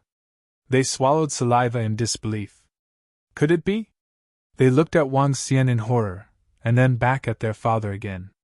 At this point, Sui Huang was knitting his eyebrows at Wang Xian. He could not make sense of what Wang Xian was doing. But Sui Huang did not make any comment as he, too, realized that the Sui family members had such a good life that they had forgotten to stay vigilant. Roar! Just then, the Fire Divine Dragon arrived above the 4th and 5th generations of Sui family in the field. Daunting dragon power encompassed them over their heads, and the blazing flames struck fear on their faces. That's scary! A 5th-generation disciple was appalled as he quickly fled to a far distance. Divine Dragon! This is the legendary Divine Dragon! More disciples collapsed immediately onto the ground, as they were aghast. Roar! Another dragon roar was heard. 500 to 600 4th and 5th generation disciples let out a sharp and painful shriek as intense flames swept across. Most of the disciples of different ages were injured as fear crawled all over their faces. They were crying in pain as they rolled on the floor. Only a handful of people, 5 or 6, stood below with determination as they gazed at the dragon in the sky with pale faces. Child, my child! Child, stop it! The elders from Sui family broke out heart-wrenching pleads. The situation turned chaotic on the sacred mountain of Sui family. Yet, not only Sui Huang, but the 2nd and 3rd generation elders also darkened their expressions upon seeing such a situation. They were not furious at Wang Xian, who had made a joke out of their descendants. Instead, they were outraged by the performance of their younger generations. Coward, coward! A 2nd-generation old man of Sui family gritted his teeth. He lowered his head with shame. Sui family's clan leader was so ashamed that he shook his head. Sigh! Just then, Wang Xian let out a sigh on the stage. He was looking upset as he took out 6 glowing beads slowly from his arms. 6 of them were giving off a mixture of sapphire and red glow, which made them look creepy. Sui Huang was astonished as he stared at the 6 beads in Wang Xian's hand. Old Sui, these are 6 meridians clearing beads, which I obtained, almost at the expense of my life. Wang Xian pretended to be distressed as he spoke. With a swift movement, he appeared in the center of Sacred Mountain. Only 6 people were standing in the square at this time, with 2 middle-aged men, young men, and juveniles each. Roar! The divine dragon above them let out a roar and enveloped them with 6 individual flames. They were the body-refining flame from body-refining spiritual flame balls. Painful looks were left on the 6 faces as the flames were injected into their bodies. The 6 beads that were glowing in a mixture of sapphire and red colors in Wang Xian's palm went directly into their mouths. Bam, bam, bam! Wang Xian walked to a middle-aged man and jerked his arm. He injected a gust of dragon energy into the middle-aged man and unblocked his last conception vessel and governing vessel. Boom! An immense inborn power came from him. Subsequently, Wang Xian swung his arm and came to another middle-aged man and repeat his actions. Boom! Another inborn oppression was felt. At this time, those Sui family members who had been screaming in pain on the floor, or had been distressed over the scene, were stupefied. All of them watched in shock at what had just happened. This. Two middle-aged half-step to inborn experts had stepped up to inborn realm. At this time, Wang Xian did not stop. He came to the remaining young men and juveniles and repeated what he had just did. My meridians have all been unblocked. An excited voice came from a young girl who was the only female standing in the field. She looked to be at most 19. She was trembling with joy as she sensed the changes in her body. Mine too. I have made a breakthrough to half-step to inborn. Another young man was exclaiming excitedly at the top of his lungs too. All 8 extraordinary meridians have been unblocked? Made it directly to half-step to inborn? All the people around were stunned by the 6 persons as they looked shocked on their faces. Everyone slowly turned their attention to that young man who had a casual smile as if nothing in the world bothered him. Wang Xian smiled as he swung his arm. A gust of azure dragons seeped into the bodies that were lying around on the floor, whose injuries recovered swiftly. In a move, Wang Xian leaped to his seat, picked up the teacup on the side, and took a sip. We recovered from our injuries. Yes, that's true. What amazing medical skills! Those people who picked themselves up from the ground were shocked as they observed their bodies. Suddenly, a young man muttered, We seem to have missed an opportunity. All of them were stunned as they quickly spun around and looked at the 6 people. Only they had persisted up to the very end. Now, their 8 extraordinary meridians were all unblocked. This was the opportunity, a big opportunity. Thank you, young master, for your kindness. Thank you, young master, for your kindness. The second and third generations of Sui family quickly stood up from their table and greeted respectfully. They were no longer enraged or infuriated as before, instead showing a high level of respect for this young man since he had done so much for the good of Sui family. Chapter 310, Spiritual Island on the Sea. Thank you, young master, for your kindness. Beside the cauldron, the 6 disciples of Sui family, whose 8 extraordinary meridians had been cleared by Wang Xian, kneeled on the floor respectfully and expressed their gratitude. Around them, after seeing their seniors had stood up to thank Wang Xian, the other members knew that they had to do the same. Therefore, they stood up one after another and said loudly, Thank you, young master, for your kindness. Wang Xian, who was sitting beside Sui Huang, waved his hand plainly. Following which, he turned to Sui Huang and said, Old Sui, those are meridian-clearing beads that I went through great lengths and dangers to get. All right. I know what you are after, rascal. Sui Huang gave him a glare before continuing. Follow me back after this. I'll let you take a look at the arts of refining elixir pills. Thank you, old Sui. Wang Xian smiled, as he'd gotten something he wanted without giving up anything. Nope. He did give up something. Other than putting up a show, he exhausted some dragon energy. Hee. Wang Xian was thrilled. By showing kindness to the Sui family in this manner, Sui Huang wouldn't be stingy considering his personality. After all, he had increased the numbers of inborn experts in Sui family by 6. This wasn't a small gift.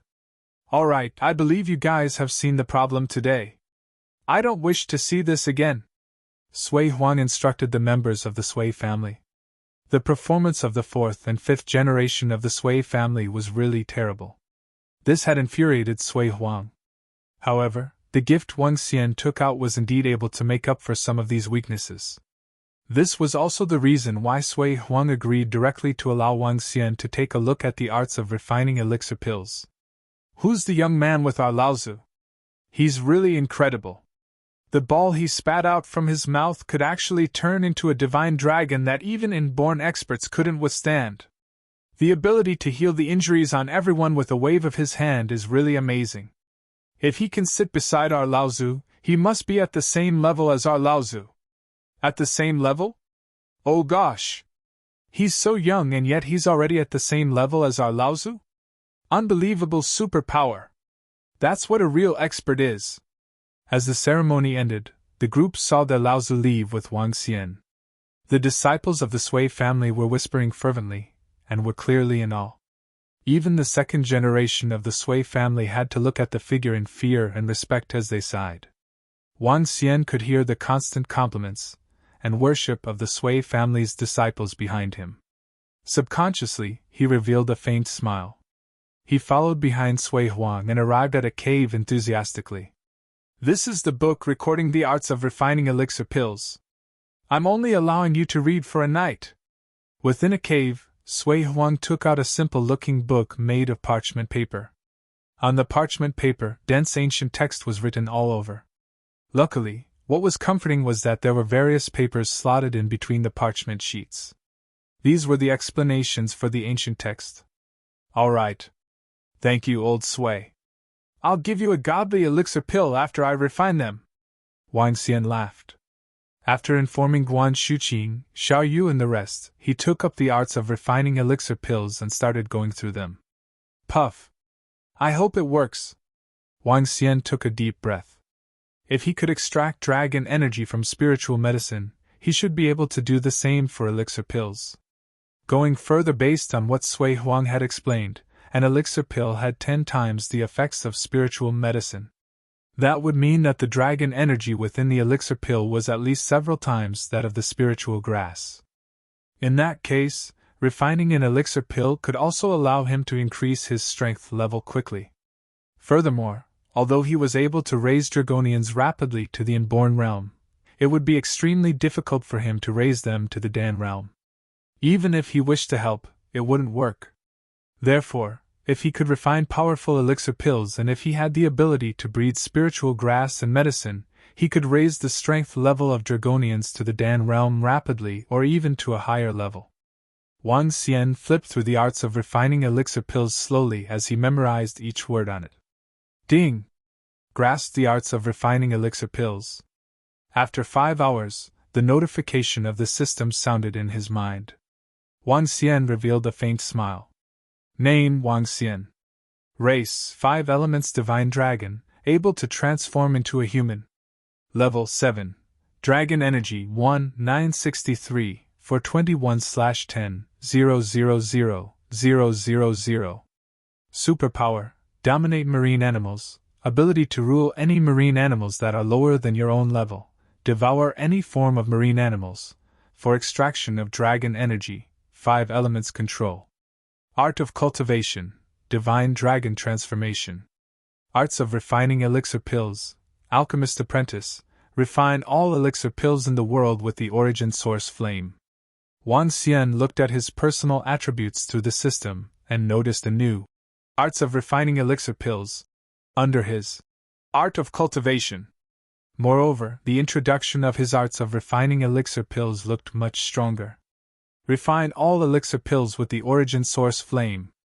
I wonder how strong the arts of refining elixir pills is. However, I'm just an alchemist apprentice at this moment. Should I try to refine some elixir pills? Level 3 elixir pills and below would not require an alchemy furnace to refine. However, it would still require a fire attribute cultivator. It's a shame that I do not have any spiritual grass or medicine with me currently. I'll find time to give this a try after I get back.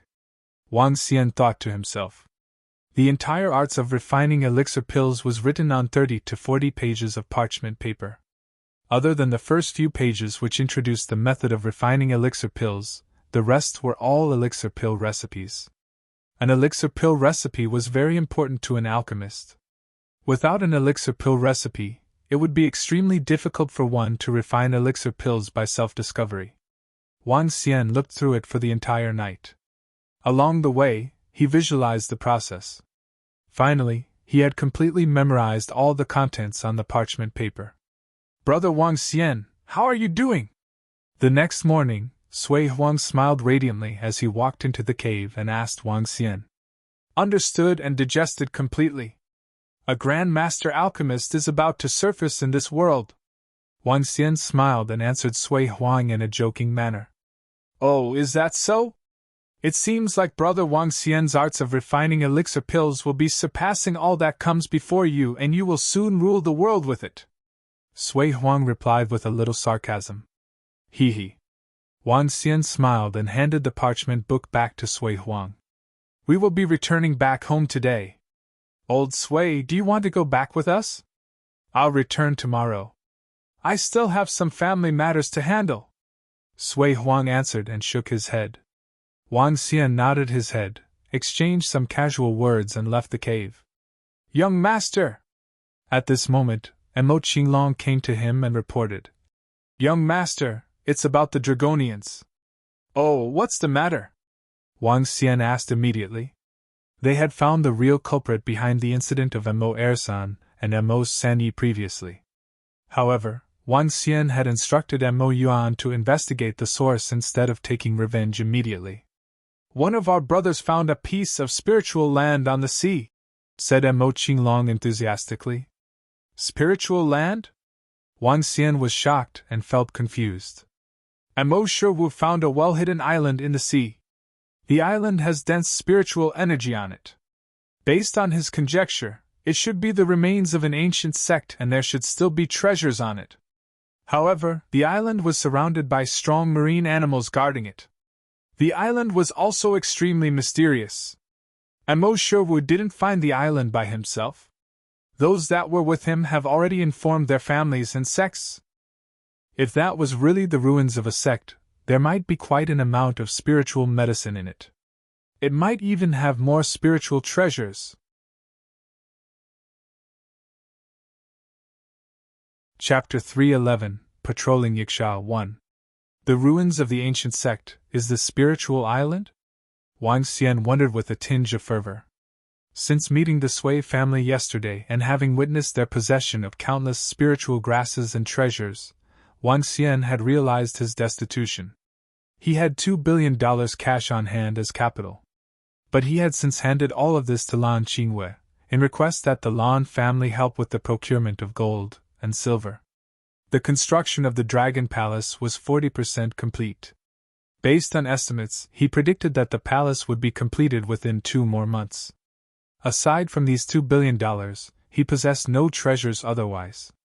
He also paled in comparison to the Sui family when it came to forces and manpower. Currently, the Sui family had more than 20 inborn experts. Meanwhile, of the Dragonians in the Dragon sect, the only inborn experts were Emo Yuan and Emo Qinglong. Given their speed of cultivation, it would take another month before the remaining Dragonians could set foot in the inborn realm. By then, the abilities of his forces would be rather prominent, with 50 inborn experts as his henchmen. The Dragon Palace will need upgrading after its completion, which means the consumption of resources will be even greater. I'd better prepare beforehand. Would be best if I had the means to earn spiritual stones in the long run, Wang Xian thought to himself. He would have to go all out for these ruins of the ancestral sect, given that he had way too few resources on hand. So much so that even a level 1 force was richer than him. Where's the spiritual island located? Let's head right over today! Wang Xian exclaimed to Emo Qinglong without the slightest hesitation. It's about 500 kilometers away from Rivertown, in the open sea. Emo Qinglong replied. Young master, should we gather the Dragonians from the Dragon sect? Dragonians? That's not necessary. Wang Xian shook his head. Since the henchmen from the Dragon Palace are always standing by in combat mode, there was no need for the Dragonians when it came to ocean battles. Moreover, based on their current combat abilities, the Dragon Palace would, in fact, be far superior to the Dragon sect. Bring Emo Yuan along. The 3 of us shall rush over from Rivertown, Wang Xian said to Emo Qinglong. Yes, young master. Emo Qinglong nodded in response. Wang Xian came to the Sihiyuan and found Guan Shuqing, Lan Qingwei, Xiao Yu, and Elder Fang. He proceeded to inform them about the plan. Returning so soon? I'd planned to have fun for another 2 days. Xiao Yu whined. Here's the deal. Isn't winter break arriving around the corner? When it does, I'll take you out for some fun. Wang Xian pacified with a smile. Thereafter, he purchased flight tickets, and together, everyone made their way to Rivertown the same afternoon. At mid-afternoon, Wang Xian and the group arrived at the villa. Wang Xian boarded the yacht with embarrassment as Guan Shuqing and Lan Qingwei gazed in dismay. Young master, we'll have to rush over at the soonest time possible. Mo Shiwu has reported sightings of 3 major forces gathering around Spiritual Island. Mo Yuan reminded Wang Xian. Yep. Wang nodded in acknowledgement. As he stood on the deck, his heart stirred. Shum, shum, shum. In the nearby waters, creatures surfaced one by one. As they emerged, they opened their eyes and gathered around a gigantic turtle. Follow the Dragon King! Prime Minister Turtle commanded members of the Dragon Palace. As he did, he shook the mud off himself and opened his eyes slightly. Yes, Prime Minister Turtle. The members nodded in acknowledgement. The force was comprised of Roving Heavens, Roving Girl, Roving Lobster, and 9 venomous sea snakes. They were also followed by devil monkeys from the Devil Division, led by Roving Heavens. Together, the devilish creatures followed closely beneath the yacht as it pressed on. After a period of cultivation, all members of the Dragon Palace had undergone massive changes. The appearance of Roving Girl had become increasingly human-like. So much so that an outline of her nose and eyes formed and became more defined, with droplets lining their edges. As for Roving Lobster, its physical size grew up to 3 meters. It shimmered in a body of gold, while its 2 mammoth pincers added to its majestic air. Being the first 2 under Wang Xian's wing, the combat abilities of both Roving Girl and Roving Lobster had reached level 10. These 2 aside, the ones with the next most changes were the devil monkeys. Right now, scales had grown on the bodies of nearly 800 of them as they glowed in the flames of the devil dragon, while their claws and teeth sharpened by the day. Other than Roving Heavens, whose combat powers had reached level 11, 3 of the 800 devil monkeys had also hit level 10. The majority of the rest had also reached between level 8 and level 9. It would not be long before all devil monkeys could conquer ocean battles, armed with a level 10 prowess. The yacht soared ahead, making a dash for the open sea. Close to 7 hours later, Wang Xian and gang finally closed in on where Mo Shiwu was. Over here? Wang Xian asked with squinted eyes as he surveyed the area ahead. Just then, as it descended at the far end of the horizon, the last rays of the evening sun shone upon the sea surface.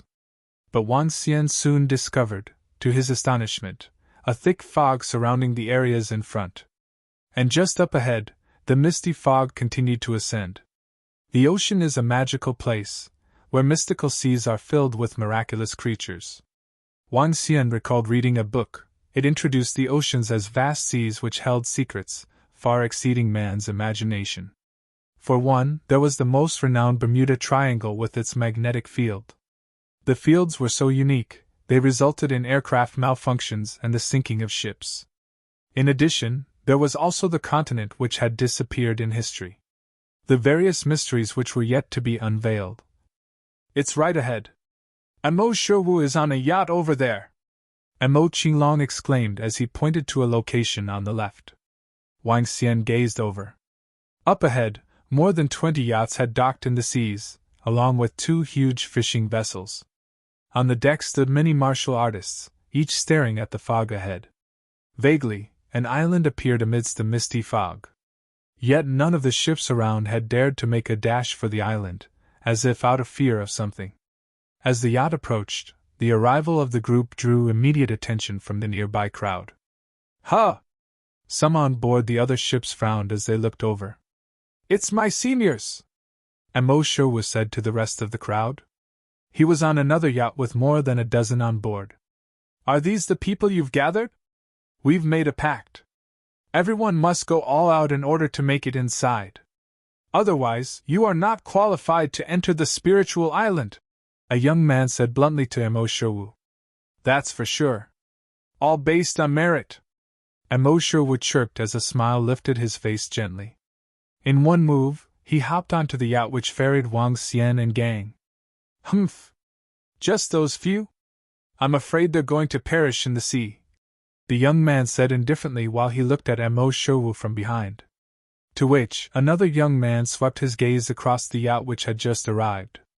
He then looked back at his ship, where the yacht flag bearing a Thunderbolt logo flew high. Mo Sherwu's a formidable one. His seniors are likely inborn experts, not to be reckoned with. But regarding this spiritual island, the Lei family is bent on making it ours, he continued. Ha ha! It remains to be seen who will be the final one to make it inside. A group of young men sneered at the side. As Mo Sherwu leaped onto the yacht, he knelt down immediately to pay respects to Wang Xian. Dragon King! He greeted. How are things going right now? Wang Xian smiled in response and asked as he glanced at the fog ahead. Just then, a strange creature began to emerge briefly. With an elongated fishtail, it bore a grim face. It had a long front claw that resembled a two-pronged fork, measuring about 3 meters long. A petrifying yet bizarre sea creature, perhaps?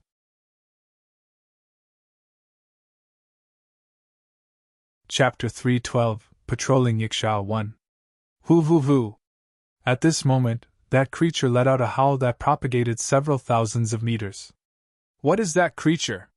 Wang Xian asked Mo Sherwu as he looked at the vague silhouette of a marine animal within the mist.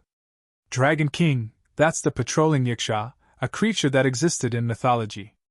Mo Sherwu looked ahead and continued. According to records, there were immortal islands in the past. Some of these immortal islands could move above the sea, some could hide themselves, and some even had divine beasts guarding them. Patrolling Yaksha is a type of guardian beast in these records. They stationed themselves in a sea region and patrolled the surrounding waters. Their intelligence is extremely high, and they possess horrifying strength. As Mo Sherwu spoke and looked at the patrolling Yaksha, his expression turned gloomy. Many patrolling Yakshas are surrounding this spiritual island. Their strength is horrifying. When they are in the seas, even inborn experts have to be careful. Moreover, based on my discovery, this island isn't ordinary. It could be moved. Although the movements aren't significant, there's no doubt that it could be shifted. Some experts estimate that this was a floating island. Floating island? Wang Xian was taken aback and revealed a shocked expression. Floating island. This wasn't an island that floats in the skies but on the surface of the seas. A stone would still sink when thrown into the sea. Yet, an island could actually float on the surface of the sea. That's truly magical. The entire island spanned several dozens of kilometers. A cruise sank after trying to enter the white mist but was wrecked by the patrolling Yakshas around the island. The number of patrolling Yakshas wouldn't be less than 30. Mo Sherwu continued his introduction of the island. What's the situation now? It's going to be night time soon. What are they waiting for? Wang Xian looked at the sky before turning to the 20-odd ships a short distance from him. Based on what an expert has said, when night falls, the surrounding white mist will disappear. Entering at night is far safer than trying to enter during the day. Mo Sherwu continued. When the moon rises and the white mist dissipates, all the ships will charge forward. At that time, occupying an area will be dependent on one's strength and luck. Wang Xian nodded his head slightly. He looked to the patrolling Yaksha and a thought struck him suddenly. When you receive my order in a while, enter the spiritual island immediately. I'll go handle the patrolling Yakshas, Wang Xian said to them. He removed the watch from his wrist and dived into the sea. Yes, young master! Bam! When Wang Xian dived into the sea, he noticed the members of the Dragon Palace were hiding in the depths of the sea. He turned to his left and looked over. He saw several human figures within the sea and they were looking at the spiritual island. Huh! They must be water attribute cultivators. Wang Xian thought to himself. Therefore, he did not turn into a dragon immediately and instead swam deeper towards the bottom of the sea. When he reached a depth of approximately 110 meters, night had fallen. Below the surface, it was completely dark. Looking down, one would feel that the seabed was within an abyss. However, day or night had no difference for Wang Xian considering his current strength. He swam and met up with the members of the Dragon Palace. After which, he stood on the Prime Minister Turtle. Greetings, Dragon King! The group of Dragon Palace members greeted him respectfully. Let's go! Wang Xian gestured for the Prime Minister Turtle to swim forward. Standing on the back of the Prime Minister Turtle, he looked at the spiritual island. Rumble! Prime Minister Turtle moved his huge body and swam slowly towards the seabed. Soon, they entered the region that was previously shrouded in white mist. The moment he entered this region, Wang Xian instantly felt some marine animals staring at them. What horrifying senses! They discovered us the moment we entered this region. Wang Xian squinted his eyes and looked above him. From above, savage and fearsome patrolling Yakshas charged towards them one after another. There were a total of 10 patrolling Yakshas, and the largest of them all was approximately 4 meters. One of their arms resembled powerful weapons and was even longer than their bodies. Water flowed rapidly past their bodies. Hoo hoo hoo! Scram! A cry sounded. From the cry, Wang Xian understood that they were asking him to scram. 10 patrolling Yakshas stood in a row. Savageness gleamed in their eyes as they stared at Wang Xian and the group without fear. Patrolling Yaksha, Level 9.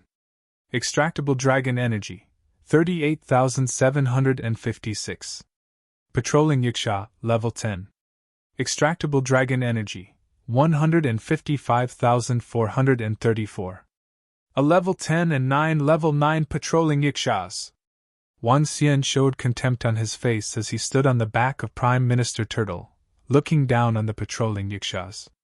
Let us into the island or die! Rumble! As Wang Xian spoke, Prime Minister Turtle, Roving Heavens and other members of the Dragon Palace stared harshly at the patrolling Yaksha ahead of them.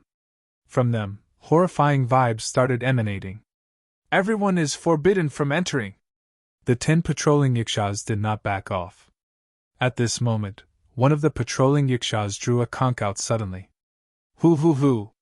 A faint but rapid voice sounded and propagated several kilometers through the sea. One could even hear it from the surface of the sea. What's that sound? On the sea surface, the crowd heard the rapid voices on their ships and were baffled. Look! The patrolling Yakshas within the white mist have disappeared. They have dived into the sea. Patrolling Yakshas are highly intelligent. Can it be that they knew we would be charging in and therefore are thinking of ambushing us? The crowd was doubtful and turned solemn. At this moment, the moon had risen. Faint moonlight shrouded the sea surface, revealing the mysterious spiritual island gradually. With their enhanced sight as martial artists, they could vaguely see an exceptionally beautiful island bristling with life that was surfacing on the sea surface. All of their eyes were burning with thrill and desire. Nonetheless, they didn't dare to charge forward at this moment. At this very moment, approximately 100 patrolling Yakshas had gathered in front of Wang Xian below the sea. At the forefront was a 6-meter-tall patrolling Yaksha. His arms acted like powerful weapons. When he stood up, one could see he had a long fishtail. Water flowed above his arms as horrifying vibes were emitted from it. Get out of here or die! The powerful patrolling Yaksha at the forefront glowered at Wang Xian and said. Wang Xian smiled and looked at the crowd of patrolling Yakshas. Among them, there were 10 level 10 while the rest were level 9. Patrolling Yakshas. Not bad, not bad. Wang Xian scanned across the 100 patrolling Yakshas as he rubbed his chin. Based on mythology, patrolling Yakshas were responsible for patrolling the vicinity of the Dragon Palace. Since the Dragon Palace was about to be built, these patrolling Yakshas appeared at the right time as they could become the patrolling guards for the Dragon Palace. Nope. When I build my Dragon Palace, they should be called Patrolling Dragon Sha. The name still sounds a little weird. Surrender or die.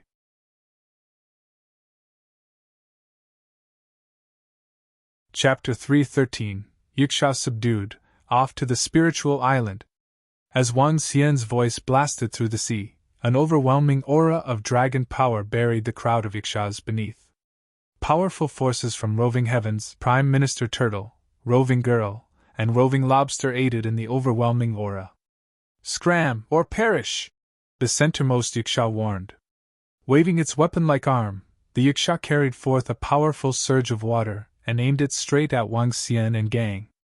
The Yaksha showed not the slightest fear towards them. "Scram, or perish!" the Yaksha warned again. In synchronized movements, the remaining Yakshas and their leader aimed the weapons in their arms directly towards Wang Xian and gang. With actions so uniform, they could pass off as an army. "Good! Splendid!" Wang Xian complimented. Admiring their discipline, he looked on at the Yakshas with increasing satisfaction. As he did, he swung an arm and ordered, "Get a hold on them, before subduing them all!" "At your command, Dragon King!" replied Roving Heavens along with the rest of the Dragon Palace members. With an electrifying aura, they lunged directly at the Yakshas. Wang Xian had no regard for the Yakshas, even with the presence of a level 11 expert amongst their group of 100. Based on the current abilities of the Dragon Palace members, the Devil Division led by Roving Heavens along with the 9 venomous sea snakes would suffice in wiping the Yakshas out. "Intruders shall die!" the Yakshas roared once again in unison. With knife-like coordination, they attacked Roving Heavens and the gang head-on. "Ha!" the group of Yakshas jeered as they swung their arm weapons at the same moment. A water swirl formed atop the forks on their arms and spiraled at frightening speeds. "Virum!" Roving Heavens let out a roar. With a baton in hand, he charged at the level 11 Yaksha standing at the center in a bid to attack. Bam! Unfazed, the Yaksha struck back at Roving Heavens head-on with his weapon-like arms. "Ack, ack, ack, ack!" screeched the crowd of devil monkeys. As they maneuvered underwater, darting like bouts of devil shadows, they seized at the 100 or so Yakshas. But the Yakshas responded with either panic nor confusion.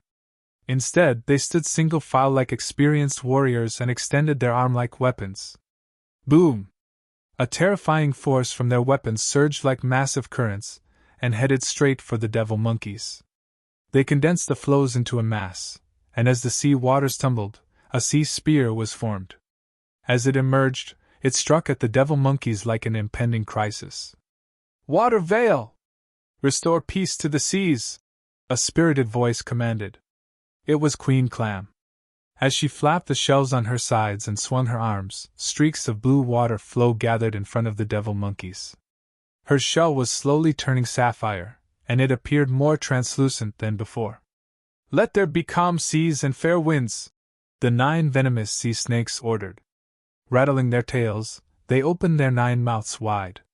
Suddenly, a gust of wind blew amidst the ocean and surged towards the waves which were crashing toward the devil monkeys. Swoosh! Together, the water veil and powerful gale managed to combat the attacks by the Yakshas. But even so, the facial expressions on the 100-odd Yakshas remained constant. Under the leader's command, the Yakshas initiated another attack, with the group changing stance in one swift movement. Brandishing their weapons, and aided by a strong force from the waters, the Yakshas charged forth at Roving Heavens and the devil monkeys. In one sweep, the force glided through the seas. Like a giant halberd, it scoured through everything in its path. Such a powerful attack! To think that 100 Yakshas can make defense this hard for the Devil Division! Wang Xian uttered in shock as he continued watching the 100-odd Yakshas. The Yakshas had attacked in a very synchronized manner. As they did, they induced the surrounding waters along to aid in attack. This heightened their terrifying prowess. With only a couple more level 10 experts than the Devil Division, the group of 100-odd Yakshas had curbed the attack of the division, which had a strength of 800. Had it not been for the help from Queen Clam and 9 venomous sea snakes, many devil monkeys would have been seriously injured from the attack earlier. "You have a death wish!" Roving Heavens snarled. As he watched his suppressed juniors, he snapped in a grimace. Baring his fangs, his body lit up in appalling devil flames as he flung himself towards the Yakshas. Roar! Roar! Roar! The devil monkeys howled as the ferocity in them was ignited. Hair standing on end, they flashed their sharp claws and pounced along. "TSK, TSK, TSK!" hissed the 9 venomous sea snakes nearby, slithering with increasing speed as they did. Staring coldly at 9 level 10 Yakshas with their eyes, they charged forth at them in a flash. With one leap, Roving Lobster joined in on the attack. Using both of its giant pincers, it snipped away at the Yakshas. All manpower from the Dragon Palace was out in full force. In an instant, the surrounding seas cowered under the majestic awe of the divine dragon. Schools of fish nearby swam far away, scrambling for safety. As they cleared the area, the sea appeared all the more vast and deep, which added on to the spookiness. What's happening? Why are there bouts of terrifying forces surging from the sea? It's giving me the shudders! One shrieked. Such threatening force. What exactly is happening up front? Another quivered. Didn't they say that this is the historical site of a level 1 ancient sect? Why would there be waves of such terrifying forces otherwise? A third gulped. On the boats and surrounding waters, all people on board cast their glance towards the waters. With the horrendous force surging and the irregular waves, it set everyone out in fear and trepidation. On the deck of a large fishing vessel stood several elders. As they looked down at the seas, their eyes began to fill with dread. To think that a tidal wave had reversed in direction. This tremendous force is no doubt terrifying. As for the creature beneath, it must be from the Dan realm at the very least. The ocean, how appalling! An elder shook with a heavy look. What should we do, then? Are we still vying for this spiritual island? Don't forget that this is an ancient first-class island we're looking at. Who knows, the spiritual medicine from its garden could even be on par with those from spiritual medicine gardens of the saint class, another elder reminded. With burning desire in his eyes, he continued. What's more, given that this is a first-class force, they're bound to possess treasures. In ancient times, all the sects and clans were either located within famous mountains and rivers, or on peninsula islands, idolized by all as the land of the sacred. An ancient first-class force is now on par with the current sacred sect. Hence we cannot give this spiritual island up. Just wait a while longer, another elder concluded. Despite the apprehension owing to the force surging from the deep waters, no one was willing to give up in the face of such an alluring spiritual island. Waiting in silence, they were all bidding for their opportunity. Young Master has given his orders. Charge! A voice shouted. Meanwhile, Mo Qinglong, Mo Yuan and Mo Shiwu were on a yacht when they heard the command. Hearts raced, and the trio locked eyes for a split moment before glancing ahead. With one leap, they dashed for the spiritual island. Someone made their move! One shouted. Having a death wish. It's akin to courting doom. Such terrifying forces are coming from the seas. Yet they still dare to charge over. We'll see. They'll be killed by the marine creatures soon enough, a second mocked. It's Mo Shiwu and the gang he has called. This fellow fights pretty well, but it appears he's not very good with his intellect, the third commented. Just as well, someone to help us lead the way, another bystander cheered. As the trio charged forward, the crowd looked on with astonishment, but continued nonetheless in anticipation. In moments, however, they were met with surprise and bewilderment as their faces dimmed. Ha!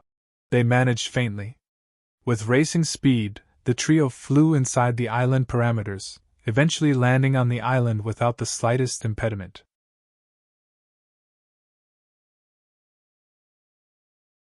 Chapter 3:14. The Spiritual Island That Was Overrun by Monster. They got in! They actually got in! How can this be? Where are the patrolling Yakshas? Why didn't the guarding animals under the sea surface appear? This is bad. Now that 3 men have entered, should we follow them in? At this moment, the 3 other forces that had gathered in the vicinity were stuck in a dilemma. 3 men had charged towards the spiritual island. In the end, they were able to get in easily without any obstruction. This embarrassed the other 3 forces. These 3 forces were all first-class forces.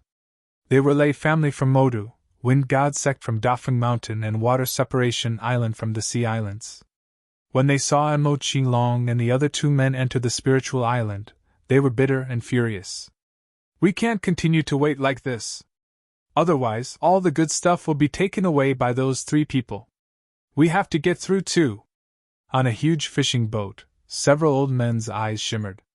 In that case, who will test it out first? Another old man seemed conflicted. He looked down at the sea's surface and still felt heart-wrenching powers from the bottom of the sea. Since the three of them got through without any trouble, we shouldn't be in danger either. Elders, we can first test it out with a yacht. If the yacht isn't wrecked, we will not be in any danger, said a middle-aged man while frowning. Under such circumstances, no one had the guts to charge forward despite seeing others entering the spiritual island. Try it out immediately, the old man from Lei family ordered. Subsequently, a yacht charged towards the spiritual island. When the other two forces saw it, they frowned. They were also waiting. Once their safety could be verified, they would charge ahead immediately. Charge! When the yacht reached the spiritual island, the surrounding crowd could no longer hold back their urge as they charged rapidly towards the spiritual island. In an instant, a few hundred men flew over directly. At this very moment, Mo Qinglong, Mo Yuan and Mo Shiwu, who had entered the spiritual island first, were carefully observing the ruins of an ancient sect. All of them were shocked. White flowers were grown around the entire spiritual island, and these flowers were producing a faint mist. The surrounding white mist had all originated from these flowers. The entire spiritual island was beautiful.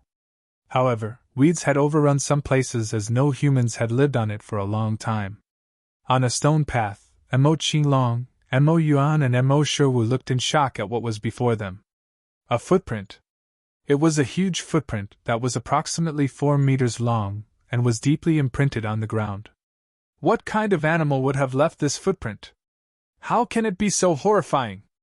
Mo Qinglong and the group looked ahead and discovered other huge footprints that were all around the entire spiritual island. Around the footprints were several sets of human remains. Some had decomposed, leaving only bones behind. Many of these bones had cracked. It was clear that this was caused by huge physical impacts. Can it be that this spiritual island on the sea encountered an attack by terrifying animals in the sea, leading to the annihilation of the entire sect? The three of them were baffled. They looked to the side and found several collapsed brick houses around them. Some were even more than 50% destroyed. It was clear that these houses were knocked down by a terrifying animal. Mo Qinglong and the group turned their attention ahead. In the middle of the island, there was a huge training ground. Before the training ground was a row of buildings. These buildings were 15 to 16 meters tall. However, even the tops of these buildings had large holes. Who would have expected the entire spiritual island to actually be wrecked by a horrifying animal in the sea? Mo Qinglong was shocked. He moved and approached the central region of the island rapidly. Based on common understanding, the central location was where most treasures were kept. Moreover, spiritual medicine gardens would typically be placed in the central region. Split up and search for treasures. Mo Qinglong instructed Mo Yuan and Mo Shiwu before diving towards a building. No one knew how long ago the sect on the spiritual island had been annihilated. All the buildings had clear signs of weathering. When they entered the room, they immediately started searching it. This is a depository of books. All the books here are really precious and valuable. Mo Qinglong scanned across the room. After which, he headed for another room. A depository of books wasn't particularly useful for them. This must be the accommodation of the higher management of the sect. Mo Qinglong entered another room. After looking around, he immediately started searching the room. At this moment, Mo Yuan shouted, "Master, the spiritual medicine garden is here!" Mo Qinglong moved and charged over immediately. Spiritual medicine gardens typically contained the most precious resources of a sect.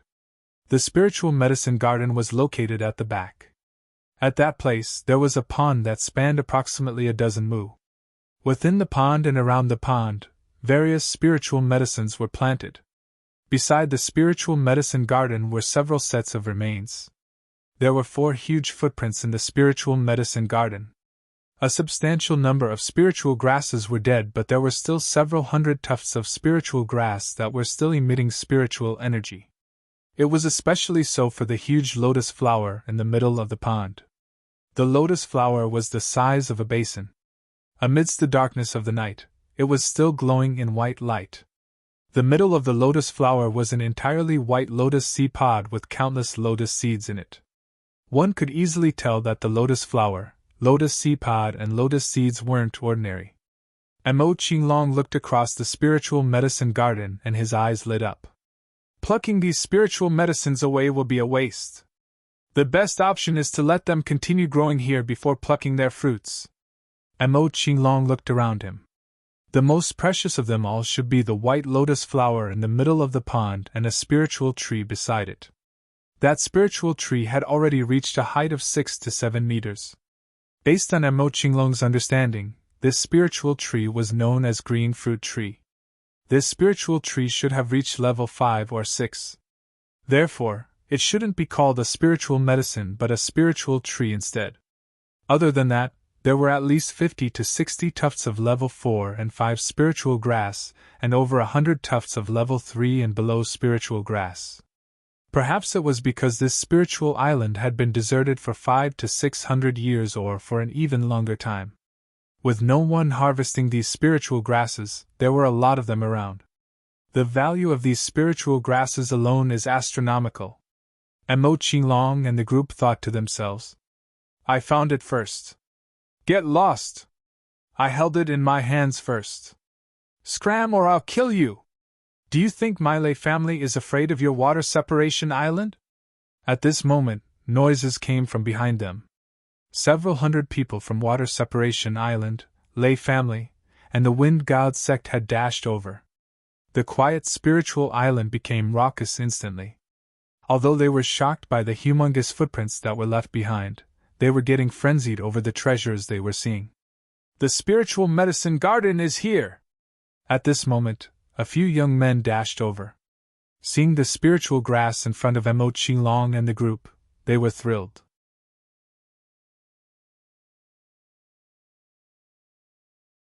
Chapter 3:15 Joining Forces. The spiritual medicine garden is here! A voice boomed.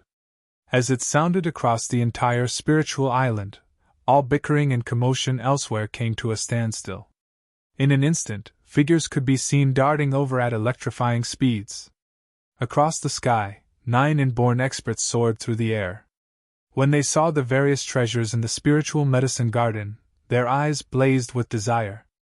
With a shrug, they hopped onto the fringes of the garden. A level 6 spiritual medicine, goodness! To think it's the level 6 White Valley Lotus. Aha! A ripe White Valley Lotus! One exclaimed in elation. A green fruit tree! Such a level 6 tree can produce 6 level 5 spiritual fruits in a year. While the overripened fruits have fallen and turned into compost, another said excitedly. Dozens of level 5 spiritual grasses, and plenty more of those of level 3 to 4, a third cheered. A crazed look swept across the 9 inborn experts. As they scanned their surroundings, their cold stares were overcome by burning desire at the sight of the spiritual medicine aplenty. Should they be able to obtain these spiritual medicine, it would no doubt double the prowess of their clans right away. What's more, they may even attain sacred sex status given long-term cultivation of this entire plot, but only if they could possess it. This was especially so, as this spiritual island happened to be a rare floating island. This meant that the island was able to move along the ocean, making it an ideal spiritual land. In addition, there were white flowers growing along the perimeters which emitted a misty fog. Aside from camouflaging effects, the flora could also help gather spiritual energy. Amidst the oceans, this piece of land was surrounded by unpolluted air.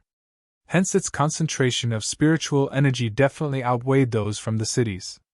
The inborn experts pondered as their eyes twinkled. Meanwhile, disciples of the various forces gathered behind their clan experts, keeping a vigilant watch over the surroundings.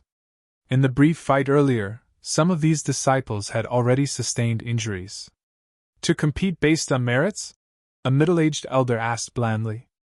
With a glum face, he cast his glance towards the 6 inborn experts from the Lei family and Water Separation Island.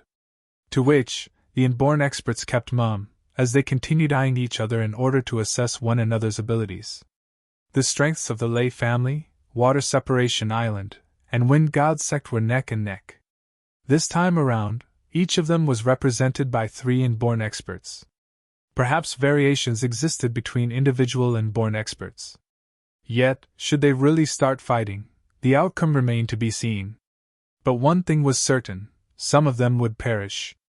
The 9 inborn experts continued to observe each other, and in an instant, tension filled the atmosphere.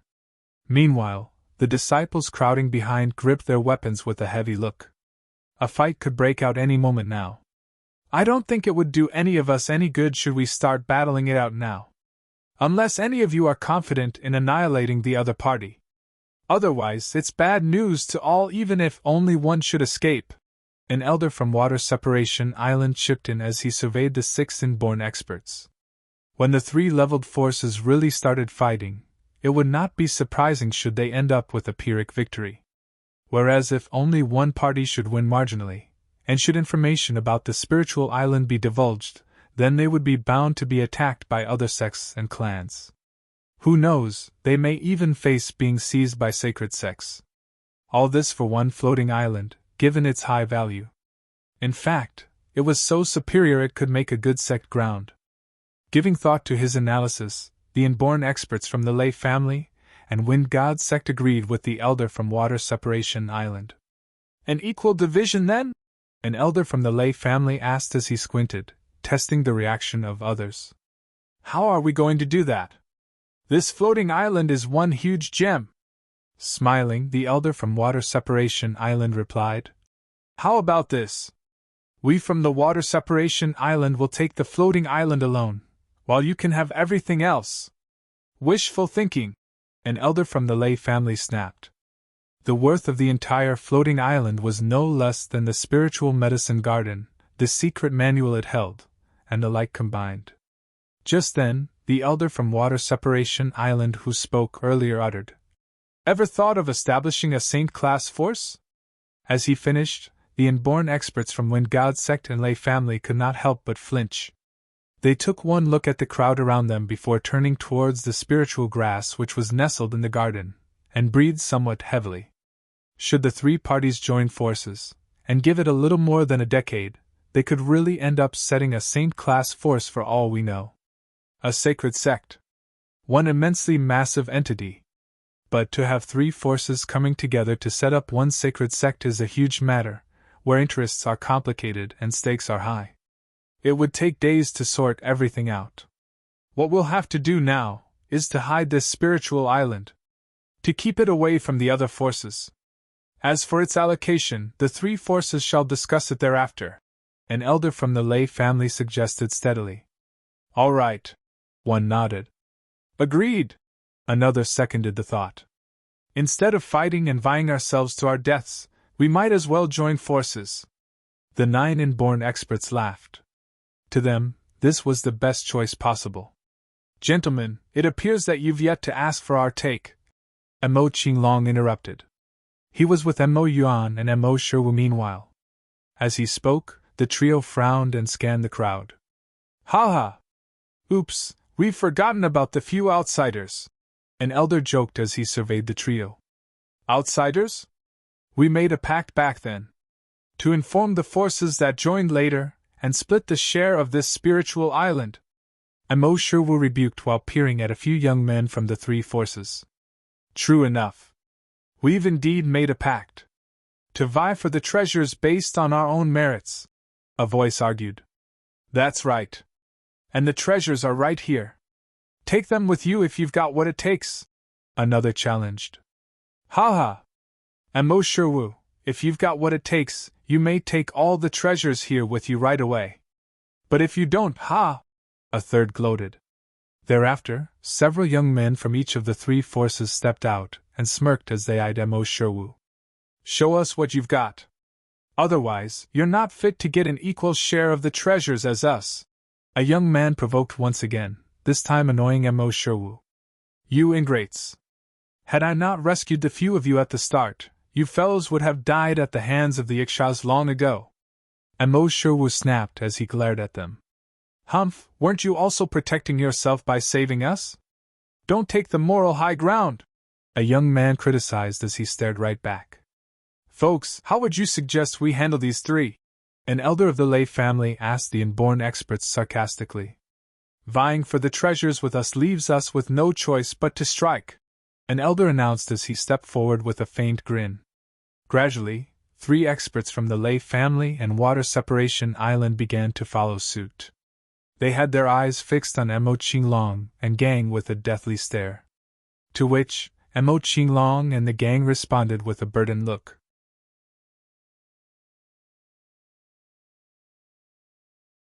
Chapter 316 The Roar of the Devil Monkey. On the Spiritual Island, 1 inborn expert from Lei family, Water Separation Island and Wind God sect respectively stepped forward and looked at Mo Qinglong, Mo Yuan and Mo Shiwu with contempt. They walked over slowly with their weapons in their hands, glowing in a chilling light. You guys must be courting death. Mo Qinglong's eyes were filled with killing intent as he stared at the 3 inborn experts walking towards them. Devilish aura started circling around his body. Mo Yuan transformed his fingers into claws and stared at the approaching group harshly. Hee hee! Devilish cultivators! It seems like we are going to eradicate devils for the benefit of the world. An old man turned solemn after noticing the dense devilish aura being emitted from their bodies. Kill the 3 of them! An old man shouted. Subsequently, he jumped ahead and charged towards Mo Qinglong, Mo Yuan and Mo Shiwu. The 3 inborn experts reached Mo Qinglong and the group in an instant. The stifling pressure of an inborn expert was mixed with their dense killing intent. The 3 inborn experts had no plans to hide their aura and killing intent at all. At this moment, Wang Xian, who was on the seabed, did not know about the intense battle that was going on at the Spiritual Island. Wang Xian smiled faintly and looked ahead. In front of him, 100 patrolling Yakshas were pinned down on the floor with grave injuries under the attacks from the Devil Division, 9 venomous sea snakes, roving lobster, and roving girl. Surrender to me or die! Wang Xian stood on the back of Prime Minister Turtle, shrouded his dragon power towards all the patrolling Yakshas and spoke coldly. I surrender! The leader of the patrolling Yakshas looked at Wang Xian and the group in horror. Gradually, he lifted his head. Great! This will be the wisest choice you make in your lifetime. The Dragon Palace shall be separated into 9 divisions in the future. The Devil Division has since been established. Today, I shall confer on you, leader of patrolling Yakshas, as the Dragon Guard Division. You shall patrol the 4 seas and guard the Dragon Palace. I shall also bestow upon you the name of Roving Yaksha. As Wang Xian spoke, he waved his hands. Drops of essence blood entered the patrolling Yakshas' heads as Wang Xian smiled. Devil Division was the main battle strength against the enemies. As for the Dragon Guard Division, they would be responsible for patrolling the surroundings of the Dragon Palace and protecting it. Although there were only 100 patrolling Yakshas, the strength and battle prowess they demonstrated when they worked together were incomparably horrifying. Moreover, they could move extremely fast in the water. Even Wang Xian was astonished at their speed. In water, they possessed a speed that even the 9 venomous sea snakes couldn't match. However, if the 9 venomous sea snakes were above the sea surface, their speed would be a lot faster than it was in the seas. Thank you, Dragon King! Greetings, Dragon King! The leader of the patrolling Yakshas bowed down in a unique manner as he remarked. Greetings, Dragon King! The surrounding patrolling Yaksha followed, kneeling down respectfully as they remarked. This is the cultivation art for the water divine dragon. Cultivate diligently in the future. A thought was sent into their minds. Subsequently, Wang Xian looked at the floating island. Bring me to the bottom of the floating island to take a look, Wang Xian said to Roving Yaksha immediately. Yes, Dragon King! After absorbing the essence blood of the divine dragon, a flash of energy beamed from the eyes of the Roving Yaksha. The speed of water flowing on his body became even quicker. Dragon King, this is our old nest. We have been living under this island. After arriving at the side of the island, the Roving Yaksha pointed to the bottom of the island. Wang Xian looked across inquisitively. The base of the floating island wasn't connected to the seabed. Moreover, a type of plant was growing on the bottom of the island. This plant was black in color, similar to the color of the patrolling Yakshas. They were densely packed and covered the entire bottom of the floating island. Moreover, this type of plant wasn't just a layer. Instead, there were several layers of them which formed empty spaces each layer. Wang Xian was surprised to see a 1-meter-tall Yaksha moving within these spaces. This is our nest and also our food. Roving Yaksha swam over, scraped up part of the plant using his weapon-like arm and handed it to Wang Xian. Wang Xian received it, and realized it had strong buoyancy. So this plant is the reason why the island floats and can even move. Wang Xian was in awe of the mysterious things of the seas. There were all kinds of strange animals in the sea. If I convert this island to my accommodation, wouldn't it be? Wang Xian's eyes lit up. He just had to modify this floating island a little to convert it to a mobile base. In fact, he could even pull this floating island to the Bohai Sea. If he wished to go to other areas, he could also shift it to the Pacific Ocean or the Indian Ocean. A mobile fortress and base. Wang Xian's eyes burned with enthusiasm. You guys wait for me here. I'm going to take a look at the spiritual island. After finishing his words, Wang Xian moved and swam towards the spiritual island. As the ruins of an ancient sect, there should be lots of treasures on it. Moreover, he had informed Mo Qinglong and the group to search for treasures while he was under the water. Wang Xian believed they would have obtained lots of spiritual treasures by now. The rewards this time are indeed handsome. Wang Xian revealed a faint smile and arrived on the spiritual island. Rumble. TSK. How dare you guys injure our lay family's people? Trying to grab these spiritual medicines and spiritual treasures with just the 3 of you. You guys must be courting death. However, he heard a furious roar that propagated through the entire spiritual island the moment he landed on shore. After which, the sounds of collision erupted. Wang Xian squinted his eyes and his expression turned cold. Cough, cough. All of you shall die. A weak voice sounded. It was the voice of Mo Qinglong. Ha ha! Kill us? We will kill you right now! A brazen voice sounded once again. Still thinking of getting the treasures? Wishful thinking. Even if you were a pinnacle and born expert, we would still kill you. It seems like someone can't wait to die. Murderous intent gleamed in Wang Xian's eyes. Based on what Mo Sherwu had said, all treasures found should be obtained through their respective strengths. This was the agreement for the split of treasures on the spiritual island. In Wang Xian's opinion, no one in the 3 forces would be a match for Mo Qinglong or Mo Yuan. Based on the voice of Mo Qinglong, he was clearly injured now. In that case, there was only one possibility. A group of people had attacked them together. Rumble. Wang Xian tapped lightly on the water surface. Roving Heavens immediately raised his head above the surface. Follow me! Roving Heavens gave his orders before jumping onto the shore of the spiritual island. Below him, 800 devil monkeys followed closely behind. They were like savage beasts from the bottom of the water as they surfaced from the seas. Every single one of them had an intense devilish flame emitting from their body. Roar! Roving Heavens walked beside Wang Xian and let out a cry. With his 6-meter-tall figure, he was a towering figure beside Wang Xian. He held a golden rod in his hand. Behind him, 800 devil monkeys jumped onto the shores of the spiritual island. The horrifying auras from them masked the moon in the sky. Let's go! Wang Xian stood up gradually. The group of devil monkeys spread out before charging forward rapidly with Wang Xian. Gur gur gur!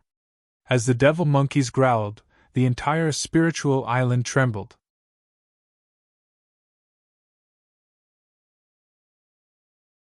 Chapter 317. By merits? Gur gur gur! The devil monkeys growled. The entire spiritual island trembled as their voices blasted through the air. Wang Xian narrowed his eyes briefly as he headed towards the center of the spiritual island. With him was Roving Heavens. With a wooden rod measuring 5 to 6 meters resting on his shoulders, he followed alongside Wang Xian with a ferocious look. What's that noise? A voice quivered.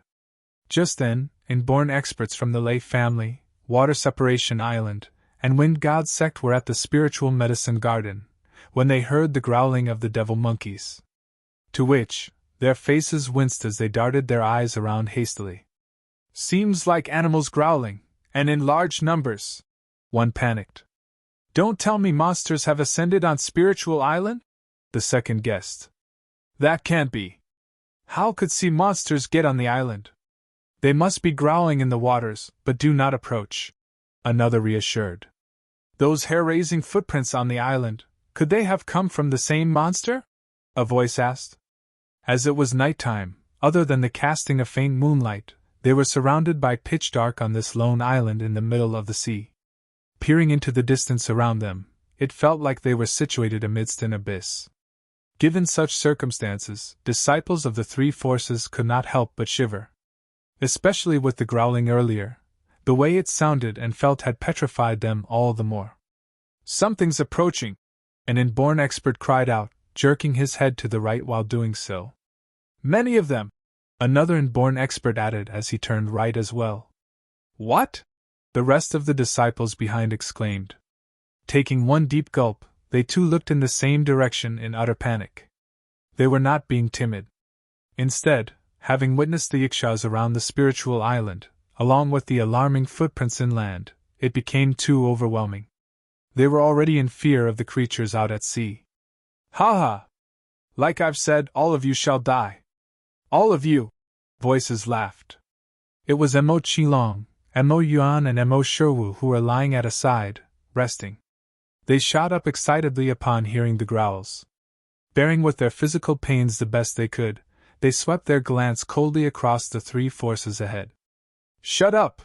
an inborn expert snapped as he eyed the trio. With the swing of an arm, he blasted a bout of energy towards the trio. Bam, bam! The energy struck directly at Mo Qilong and gang, which sent them flying 7 to 8 meters back, before crashing on the floor. Had it not been for their strong constitution, they would have long been killed by the blows. "Who are you trying to scare? Fear not, even if the sea creatures should ascend on the island. Their combat abilities would diminish greatly," an inborn expert assured. As he did, he raised his long sword, which was flickering with laser lights. Inhaling deeply, the disciples crowding around clutched onto their weapons. Gur, gur! As faint, deep growls which sounded like panting approached closer by the second, they sent a faint tremor across the grounds. Several hundred from the three forces gazed intently at the area ahead. "Boom, boom, boom! It has appeared!" someone announced. "It's coming!" another yelled. With a murderous demeanor, all men from the three forces braced themselves. They looked ahead at the shadows, which were gradually emerging. Swish! Waving an arm, an inborn expert lit up the sky ahead with a blinding flame. Boom! The flame also revealed what was in front of them. At the sight of the figures ahead, everyone stared with eyes wide in shock. Under the bright lights, a group of creepy but human-like creatures emerged from about 500 meters ahead. They were moving towards the crowd, slowly and steadily. They were mammoth-like in size, reaching beyond 2 meters in height, with the tallest standing at almost 6 meters. They were also surrounded by balls of black gases winding around their bodies. What are those?" an inborn expert muttered in a low voice, as he looked ahead with a cringing face. There were too many of these black human-like creatures, so much so that they had way overnumbered the crowd of disciples. "Some of them look like monkeys," an inborn expert commented. While he squinted at the creatures for a closer look, he gripped his weapon more tightly. "Fear not. They're just creatures similar to the water monkeys," an inborn expert from the Lei family signaled to the disciples behind. As the two sides were closing in at about 200 meters, Wang Xian could see Mo Qilong and gang lying by the side. "Who is it? Who gave you the audacity to attack my men?" Wang Xian asked the group of three forces as he eyed them indifferently. Surprised by the noise, the crowd immediately threw their gaze over in Wang Xian's direction. "Huh! There's someone in there?" a voice questioned. "To think there's someone across, who's controlling the group of creatures?" another asked. Only the unknown would be feared. They were actually more relieved than not, when they realized that the group of creatures was under the control of a human. An inborn expert from the Lei family swept his gaze past the group of devil monkeys.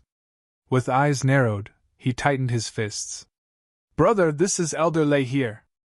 I think there must be some misunderstanding between us. I seek your understanding. Should we have offended you in any way? The elder said to Wang Xian. I'm asking you. Who gave you guys the courage to attack my men?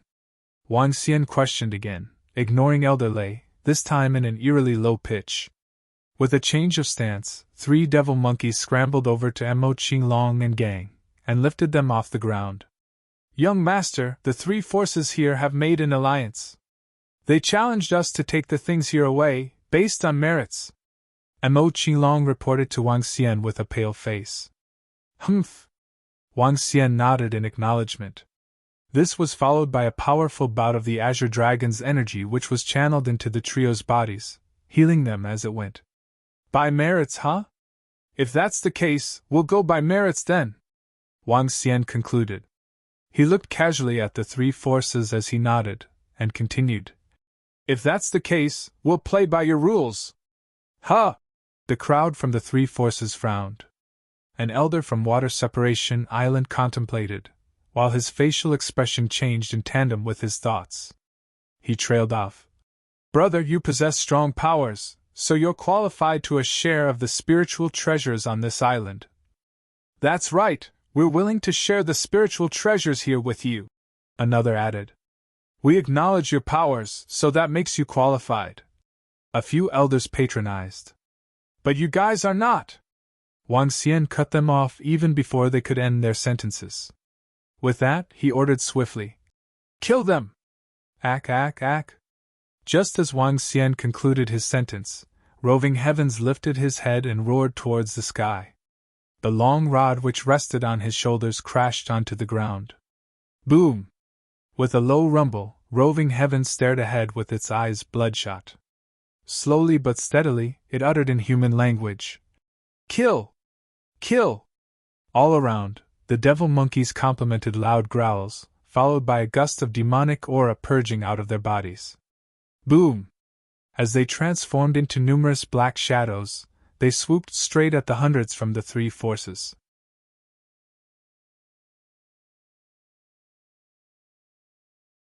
Chapter 318, Zhan Lu and Hao Zhong. What horrifying vibes! They are so powerful! When Roving Heavens led his devil division in the charge, the 8 inborn experts, and the injured old inborn expert were shocked. The violent aura sent chills down their spines. Behind them, the disciples of the 3 forces trembled. Looking at the devil monkeys that were charging towards them, they felt as though they were facing a 10,000-strong army. Shit! They have multiple inborn realm existences among them! The inborn experts were shocked and felt fear grip them. Kill! An inborn expert gritted his teeth and swung the long sword he was holding upward.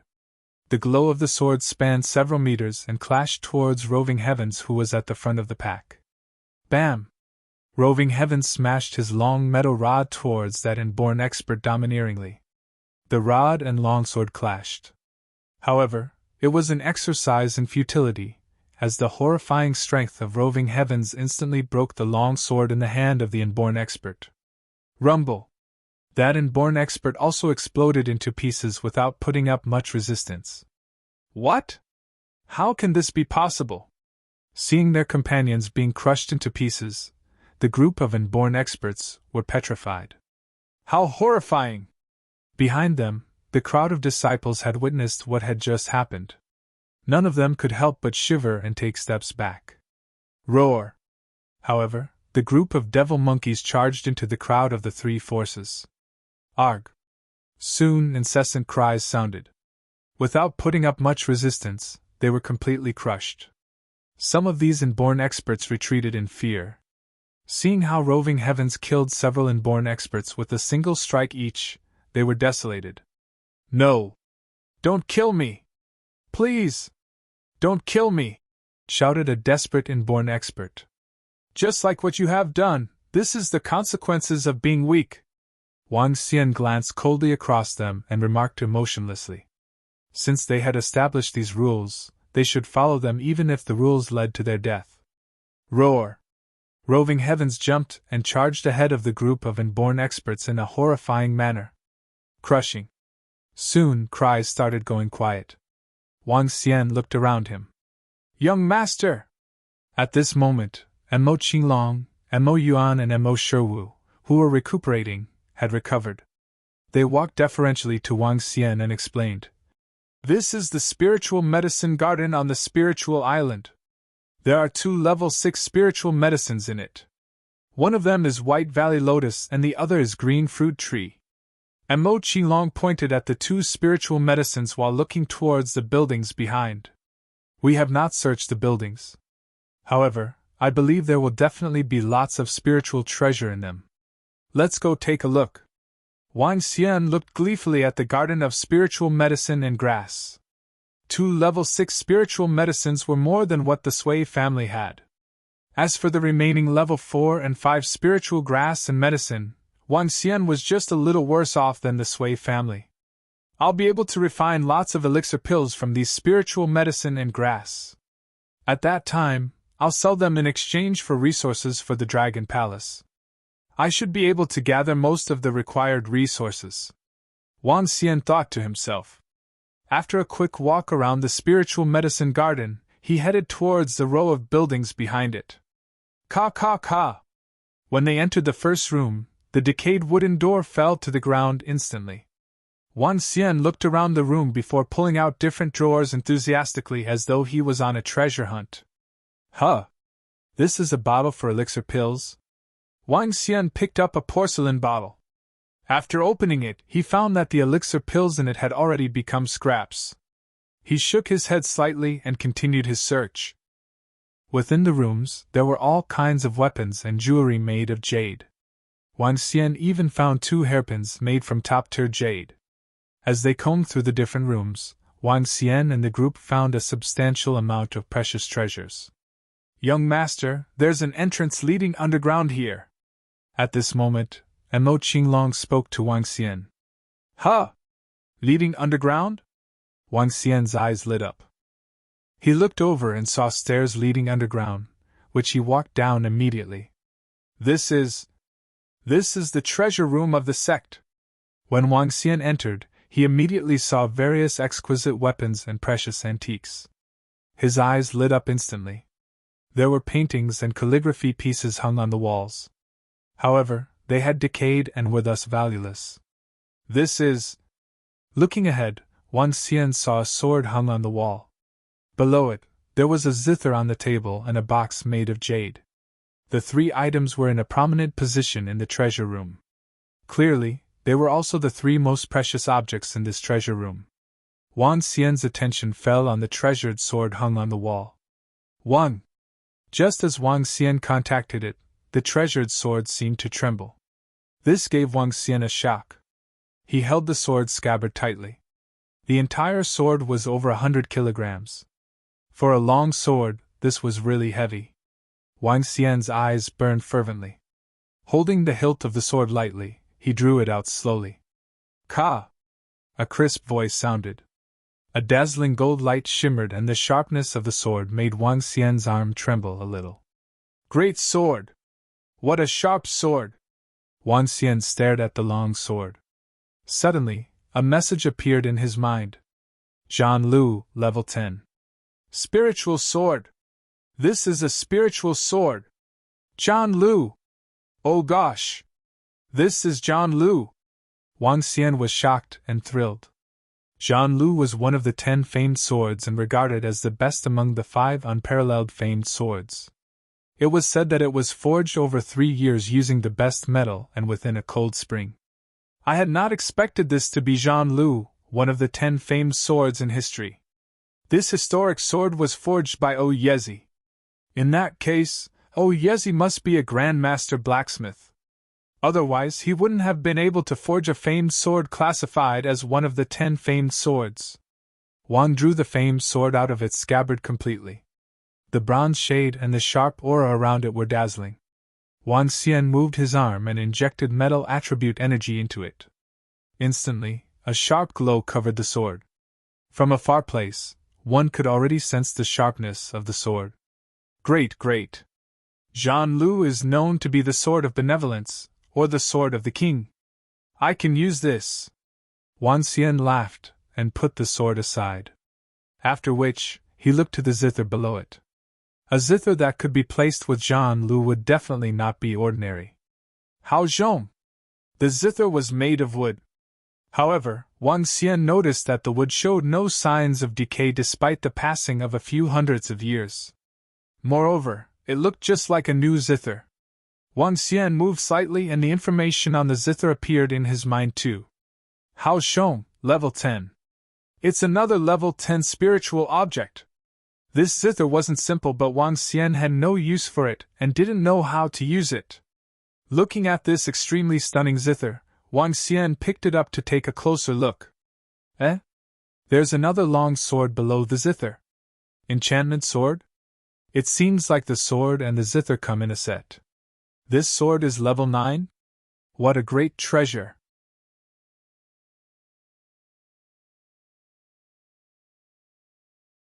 Chapter 319, The Wood Dragon Ball. Wang Xian was pleasantly surprised by the two spiritual treasures, namely the ancient sword of Zhan Lu and the zither of Hao Zhong. Wang Xian had no use for the zither. On the other hand, he was very fond of the sword. He was not versed in swordplay. Nonetheless, the childhood dream of venturing the world and helping the underprivileged as a chivalrous swordsman remained rooted at the back of his mind. Knights looked suave as they wielded their long swords, their main choice of weapon. Swish, attack at lightning speed. Swash, take the counter-strike. Wang Xian grinned as he role-played with the sword, before his sight landed on the remaining jade box. A container carved out of emerald. Just the container alone is worth hundreds of millions! Wang Xian exclaimed as he picked it up for assessment. It was not particularly heavy, glowing in emerald green translucence. It looked incredibly invaluable. What's this? Wang Xian quizzed. As he opened the container, he was stunned at the sight of a jade-green orb. A message flashed across his mind. Golden Rain Tree Wood Spiritual Bead, Level 10. Spiritual Bead of the Golden Rain Wood. A Level 10 Wood Spiritual Bead! Wang Xian exclaimed with an astounded look. Wang Xian had come across many spiritual beads. For instance, the two spiritual flame balls of the Sui family, the two spiritual beads which he received from Flame Palace and Fire God denomination, as well as the ones which he had obtained right from the beginning. But this was the first time in which he came across a spiritual bead of another element. I can totally refine this level 10 spiritual bead and transform it into a dragon ball. A wood element dragon ball! Wang Xian uttered to himself. Picking it up gently, Wang made a light swirl of the spiritual bead on his palm. Drops of his essence blood seeped into the bead as it brimmed with life. Soon after, he opened his mouth and absorbed the spiritual bead into his body. Given the nourishment from his dragon energy, the wood element's spiritual bead would transform into a wood dragon ball, which would also possess incredible powers. Furthermore, a wood dragon ball is able to improve land arability. By placing it on a spiritual medicine garden, it would greatly boost the growth of spiritual medicine within the area. A huge profit we've made this time! Wang Xian cheered as he admired the ancient sword of Zhan Lu, wood element spiritual beads, along with other spiritual medicine and treasures of the like. This included the invaluable floating island. To him, these were priceless treasures. Thereafter, he flipped through the treasure trove once more, but could no longer find anything more valuable than the things which he had on hand. Wang Xian exited the treasure trove, and continued searching in the neighboring rooms. As they came to a room within one of the central grand halls, Wang Xian and gang discovered the name of the sect which had settled on this spiritual island. The island was named Wood Mirage, eponymous to the sect which had settled on it. Stone tablets lined the rooms of the grand halls. Based on records carved on one of them, it stated that there were more than 2,000 disciples on this Wood Mirage island. Amongst them was a Laozu, who had attained abilities of the Dan realm. An ancient first-class sect would be on par with a current sacred sect, Wang Xian said, trailing off. He sighed as he looked at information on the stone tablet. While making his way out, he was surprised by the giant footprint ahead, which measured close to 4 meters. A footprint up to 4 meters in length. The monster with this footprint must tower over 20 meters in height. It's enough to topple houses hovering at 16 meters, Wang Xian thought to himself as he assessed the extent of the damage around him. It was no surprise for a monster of over 20 meters in length to exist within the oceans. After all, the blue whale measured more than 30 meters, while a sperm whale could reach over 20 meters. And these were known mammoths on Earth, so it only meant that there were still many out there which were yet to be discovered. While a blue whale may be gigantic, its combat abilities were much weaker, which made it an ordinary species. Dawn had arrived by the time Wang Xian completed his tour around the island. As he arrived at the sea, deep in thought, he was immediately received by roving Yaksha. "Dragon King!" roving Yaksha greeted. "How do we go about moving this island? What's the fastest speed at which it could move?"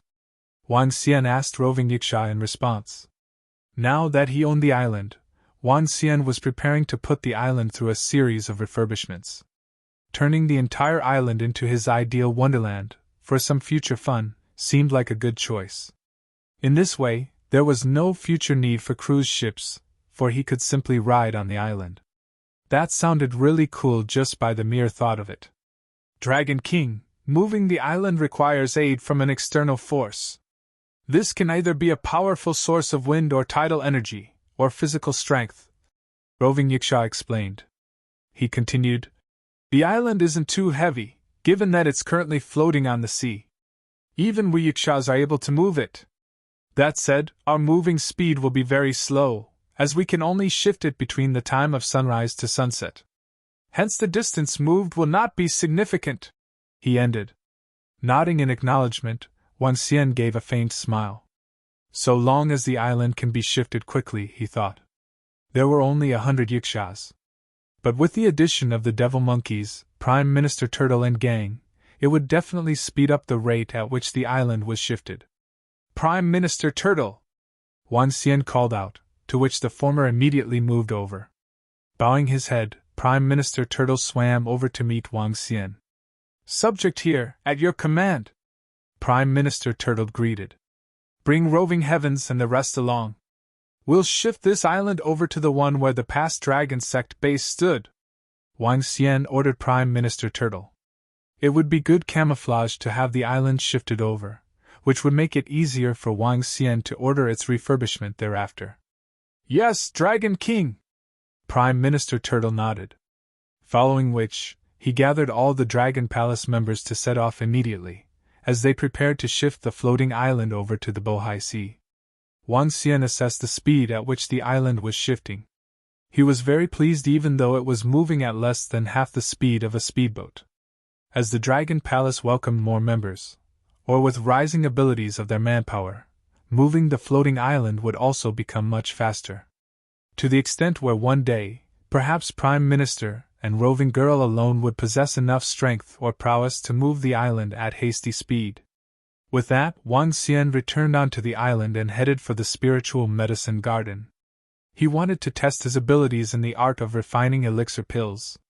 He had just arrived in the garden when he bumped into Mo Yuan and Mo Qinglong. "Young master!" the duo called out. "What is it?" Wang Xian asked. "Young master, the Dragonians have come with an urgent report. It's regarding the murderers of Mo Ersan and Mo Sani. We've got information," Mo Yuan updated. "Have they been found?"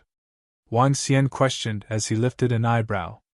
"We've been informed that the selection day for the new saint and saintess of the Heavenly Sound sect has been brought forward. The ceremony will be held tomorrow and the day after, outside their sect ground entrance in the mountains, during which the murderers will appear," Mo Yuan answered. "But many of their sect experts will be present then. The possibility of the Abyss to carry out a successful assassination is nil," Wang Xian said doubtfully. "According to the rules of the sect, once the candidates for the saint and saintess have been confirmed, they'll be protected by inborn experts. It's only when the Abyss has surpassed the inborn status that they will be able to succeed," Mo Qinglong elaborated. "Dragon King, should Master and I strike together right away, or should we continue waiting?" Mo Yuan asked. Since they've been found, we'll make our move, Wang Xian replied as his eyes narrowed. The venue for the selection of the saint and saintess by the Heavenly Sound sect, you say? The one who's able to order the mission is presumably a strong competitor for the saintess, he continued. Let's exact our revenge today. Mo Yuan and Mo Qinglong chimed in together.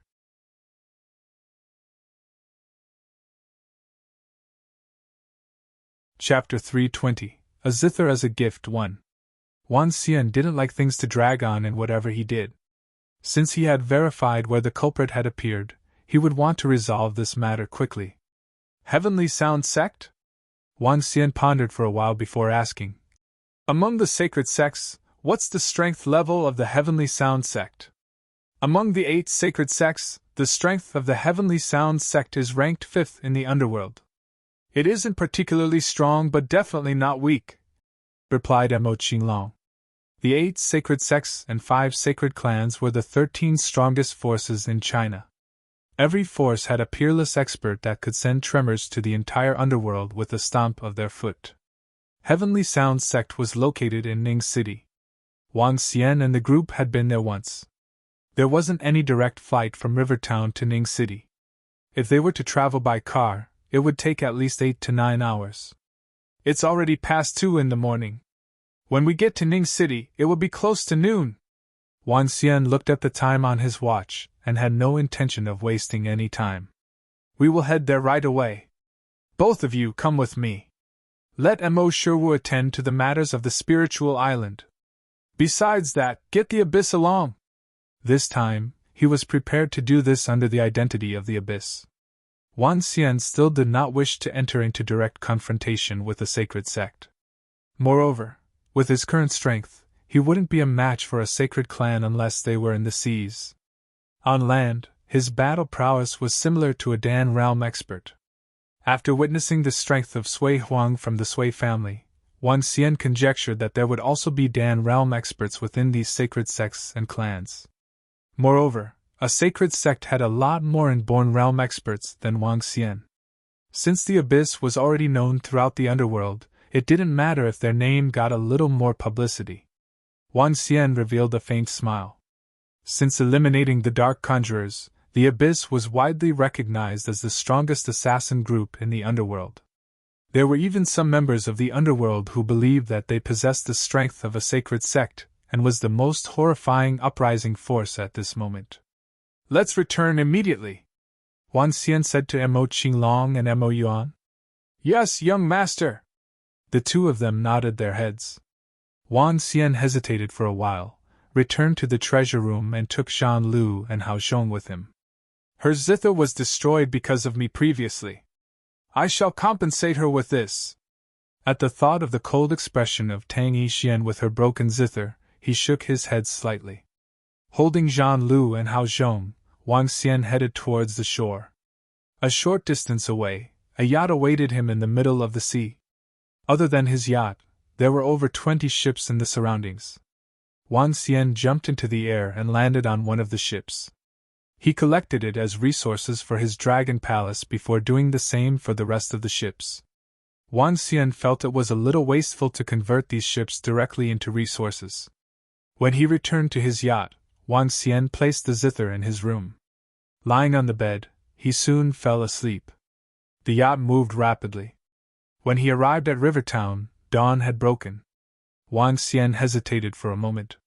In the end, he did not make a trip back home first. Instead, he got Mo Qinglong to drive the caravan towards Ning City directly. When they arrived at Ning City, it was already noon. The 7 Dragonians from the Abyss had arrived before them. Wang Xian took out his phone, hesitating for a moment before dialing a number. Hello? You. From the other end of the phone call, a pleasing voice sounded. It was clear that she was shocked too. At this moment, Tang Yixian was in a 5-star hotel in Ning City. Around the hotel, the disciples of the Heavenly Sound sect were hosting a banquet. A 1.8-meter-tall young man stood in the middle of the field. He was wearing a set of exquisite and traditional clothing, just like a prince in ancient times. He stood proudly with his chest up and a cup of red wine in his hand. A group of good-looking men and ladies surrounded him and were constantly showering him with compliments and pleasantries. The young man was the saint of the Heavenly Sound sect. He had just emerged victorious from the selection today and would likely become the future elder or even sect leader of the Heavenly Sound sect. Tang Yinxian took a glance at the saint in the banquet before walking to a corner of the banquet. That young man had actually called her.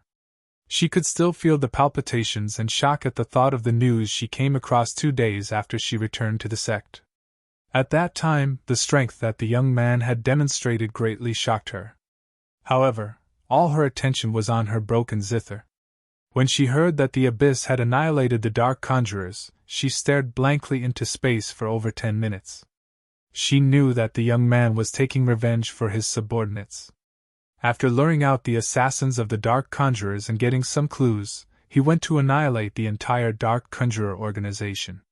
In that case, the assassin group, the abyss, was most likely his. Even a sacred sect had to be careful when dealing with the dark conjurers. However, the dark conjurers were easily annihilated by the abyss. And now, the abyss was classified as one of the existences that one shouldn't mess with. Recalling that young man in the abyss, which was in the limelight recently, she felt conflicted. Tang Yinxian, I'm in Ning City. Are you free now? I'm sorry about your zither previously. Therefore, I brought you something this time. The voice of that young man sounded from the other end of the phone. This shocked Tang Yinxian. She frowned, hesitated for a while and nodded her head before answering. Yeah, where are you now? LZZ International Hotel. LZZ? Tang Yinxian was taken aback. That's the hotel she was in currently. Tell me about your exact location. I'll look for you immediately. I'm in a corner of the restaurant lobby. Alight, wait there for me. I'll be right there. Tang Yinxian didn't reject Wang Xian. She was still curious about that mysterious and insanely powerful young man. Now that he said he had something for her, she would like to take a look. Tang Yinxian hung up the phone. She hesitated for a moment before heading for the exit. Junior sister Yinxian, where are you going? At this moment, a voice sounded behind her. Tang Yinxian frowned slightly but forced a faint smile out. Saint! She bowed respectfully and continued. I have some urgent matters and have to go out for a while. Oh? What urgent matters does junior sister have to leave in such a hurry? Are you worried about the selection tomorrow? The young man had a cup of wine in his hand and exhibited strong confidence. The vibes around him were something that even famous male stars couldn't match. Yeah. Tang Yinxian nodded her head customarily. There are some things I have to get prepared. Junior sister, if you agree to what I've suggested, I'll lend you the Sky Devil Zither. The young man stared at Tang Yinxian intensely. Thank you, Saint, for your kind intentions. I have some urgent matters to attend to and shall leave now. Once again, let me congratulate you on becoming the Saint. Tang Yinxian frowned slightly, gestured and left. Saint, hasn't Tang Yinxian agreed to be your girl? What an arrogant girl! With her current standing, she's not qualified to be with you. That's right. Our Saint is exceptional and will definitely become the management of the Heavenly Sound sect in the future. For that Tang Yinxian, her chances of becoming the Saintess tomorrow couldn't exceed 10%. Senior sister who has over an 80% chance of becoming the Saintess. Moreover, senior sister who is the daughter of our vice sect leader and is interested only in you. I feel that senior sister who is a better match for our Saint. Behind them, a group walked forward and spoke to the Saint after hearing his conversation with Tang Yinxian. Enough! The Saint's eyebrows knitted together, and he was clearly displeased. Senior sister who? That woman comes from a great background. Her looks and talents are also exceptional. However, she has already lost her chastity, and couldn't be compared with the demure and pure Tang Yinxian.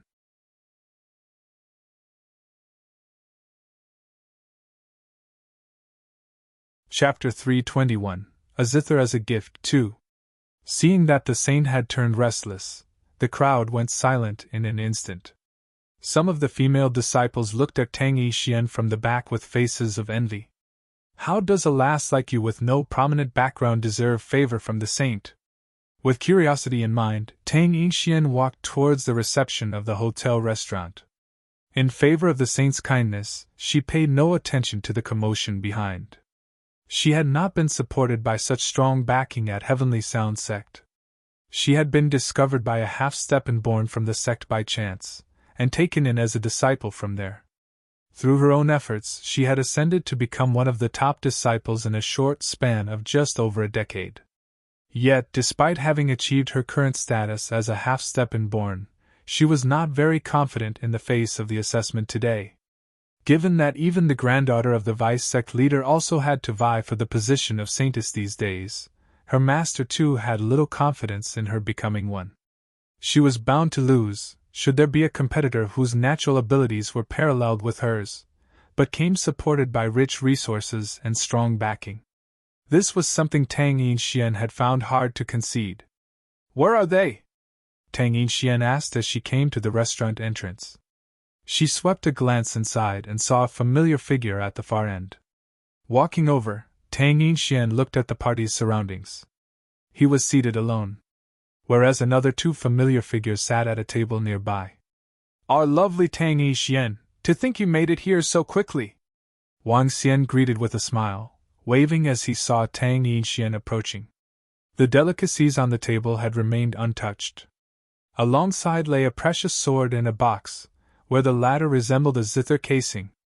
Somewhat doubtful, Tang Yixian looked at Wang Xian and asked, "Young Master Wang, may I know the purpose of you asking me over?" With a warm smile, the current Wang Xian appeared gentlemanly and dashing. In fact, he looked much more elegant than the current saint. But Tang Yixian knew better. This young man standing before her was highly likely to be the leader of the Abyss, the organization feared by many. "Mainly to apologize over the issue of the Zither from before," Wang Xian explained. He noticed that Tang Yixian was not carrying any Zither on her back. Likely to say, she had not found another one worth bringing around, after the one gifted by her late mother was ruined. "You don't have to." Tang Yixian declined upon the mention of Zither. With a cold expression, she remained standing instead of sitting down. Seeing her slightly glum face, Wang Xian shook his head. "I went to Ning City to settle some matters. It so happened that I obtained a Zither yesterday, but I've got no use for it. So I'm giving it to you," he chirped. As he explained, he retrieved the Zither of Hao Zhong and placed it in front of Tang Yixian. "I don't suppose you'll want to chat with me while standing. I was the reason why your Zither was ruined. So here's one to make it up to you," he added. Tang Yixian hesitated for a moment, before she seated herself across from Wang Xian and nodded. "I'll decline the Zither. Since you've helped to elevate my cultivation, we're even," she said in return. Wang Xian muttered as he rested his back on the chair. "Take it. Having accepted $2 billion from you and being your bodyguard for several days. We're actually more indebted to you, to be exact," Wang Xian persuaded. Tang Yixian procrastinated briefly, and looked at the Zither on the table before shaking her head. "I've already got one," she rejected again. "Just take it as you're told. Accept it so we can call it even," Wang Xian persisted. With a tinge of dominance, Wang Xian placed the Zither at a spot nearer Tang Yixian. "We may not be close. But even so, I don't wish to owe anyone anything," he continued. After which, he gestured towards the food on the table. "Have you eaten? If you haven't, let me give you a treat," he invited. Lifting an eyebrow, Tang Yixian nodded in reply. "Sure." She picked the Zither up and placed it on her side, before picking up the cutlery and starting to eat. Wang Xian took a look at her before starting on his meal. Neither Tang Yixian nor Wang Xian had uttered a word then. It was an admiration of aesthetics which Wang Xian had towards Tang Yixian and her melodic voice. Other than that, he had no ulterior motives. As Tang Yixian was a very slow eater, she had yet to be done even long after Wang Xian had finished eating. He played on his mobile phone, and had no interaction with her. It was a rather rare sight. A handsome man and beautiful lady seated together in a corner, having a meal, but with no interaction throughout otherwise. I'm going off, Tang Yinxian said to Wang Xian upon finishing her meal. Sure. It's already after 10. Time for me to head back and turn in as well, Wang Xian replied, smiling. Tang Yinxian looked at him with doubt before picking up the zither on her side. Carrying the zither on her back, she headed for the exit. Wang Xian walked alongside Tang Yinxian while holding his long sword. Once again, there was no interaction between them whatsoever. Both of them had just stepped out of the restaurant, when they heard a few shocked voices coming at them. Oh? It's Junior Sister Tang! A voice called. It's Junior Tang indeed. Junior, didn't you say you were leaving early for an urgent matter? Another asked. Tang Yinxian stood dazed for a moment, as Wang Xian remained by her side. Slightly taken aback, he too looked over at the crowd with gleaming eyes. A figure emerged in his mind, which stood in contrast to the group ahead. There's a guy with her. Hey, look everyone! Junior Tang's carrying a new zither on her back! Someone in the crowd exclaimed. Who's that young man? Another asked. The group of disciples from the Heavenly Sound sect stared at Tang Yinxian in utter confusion. Tang Yinxian had left the saint's feast earlier in a hurry. Little would anyone expect to see her meeting a young man here. There seemed to be more than meets the eye with what was going on. Upon seeing Tang Yinxian's look of shock, which was soon followed by a frown, the saint, who was walking in the middle, withdrew his smile. He scanned Wang Xian over before turning to Tang Yinxian and asking coolly, Junior Yinxian, didn't you say you had something urgent going on? I did. My friend wanted to give me this zither as a present. So I'm here to collect it. Tang Yinxian explained and met them with a calm look. Oh? What zither is that? Senior's curious now, Junior. You've even rejected my Sky Devil zither. I'm curious to find out which zither your friend has gifted you with, the saint refuted. As he smiled coldly, the saint turned to look at Wang Xian. He raised his head slightly and stared down at Wang Xian snobbishly. Who's this friend of yours here? I'm the saint of the Heavenly Sound sect, he announced. Just a nobody, here to present a zither as a gift, Wang Xian replied plainly as he looked at the saint. Ha ha! No names mentioned, huh? By all means.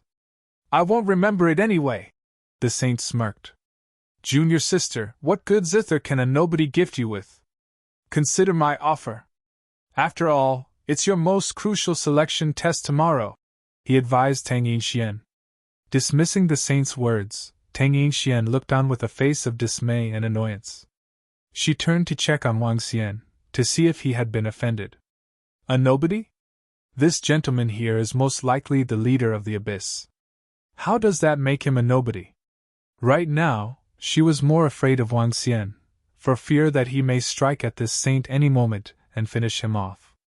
After all, she was not sure if Wang Xian would be mindful towards a saint from the Heavenly Sound sect. There's no need for that. But I'm thankful for your kind intentions, Senior. As for tomorrow, I'll leave it to my own fortunes to see if I can make it as the saintess. Tang Yinxian excused herself graciously. Junior Tang, you accepted a gift zither from a nobody right away, but kept turning down the help offered to you by a saint. Isn't this too much?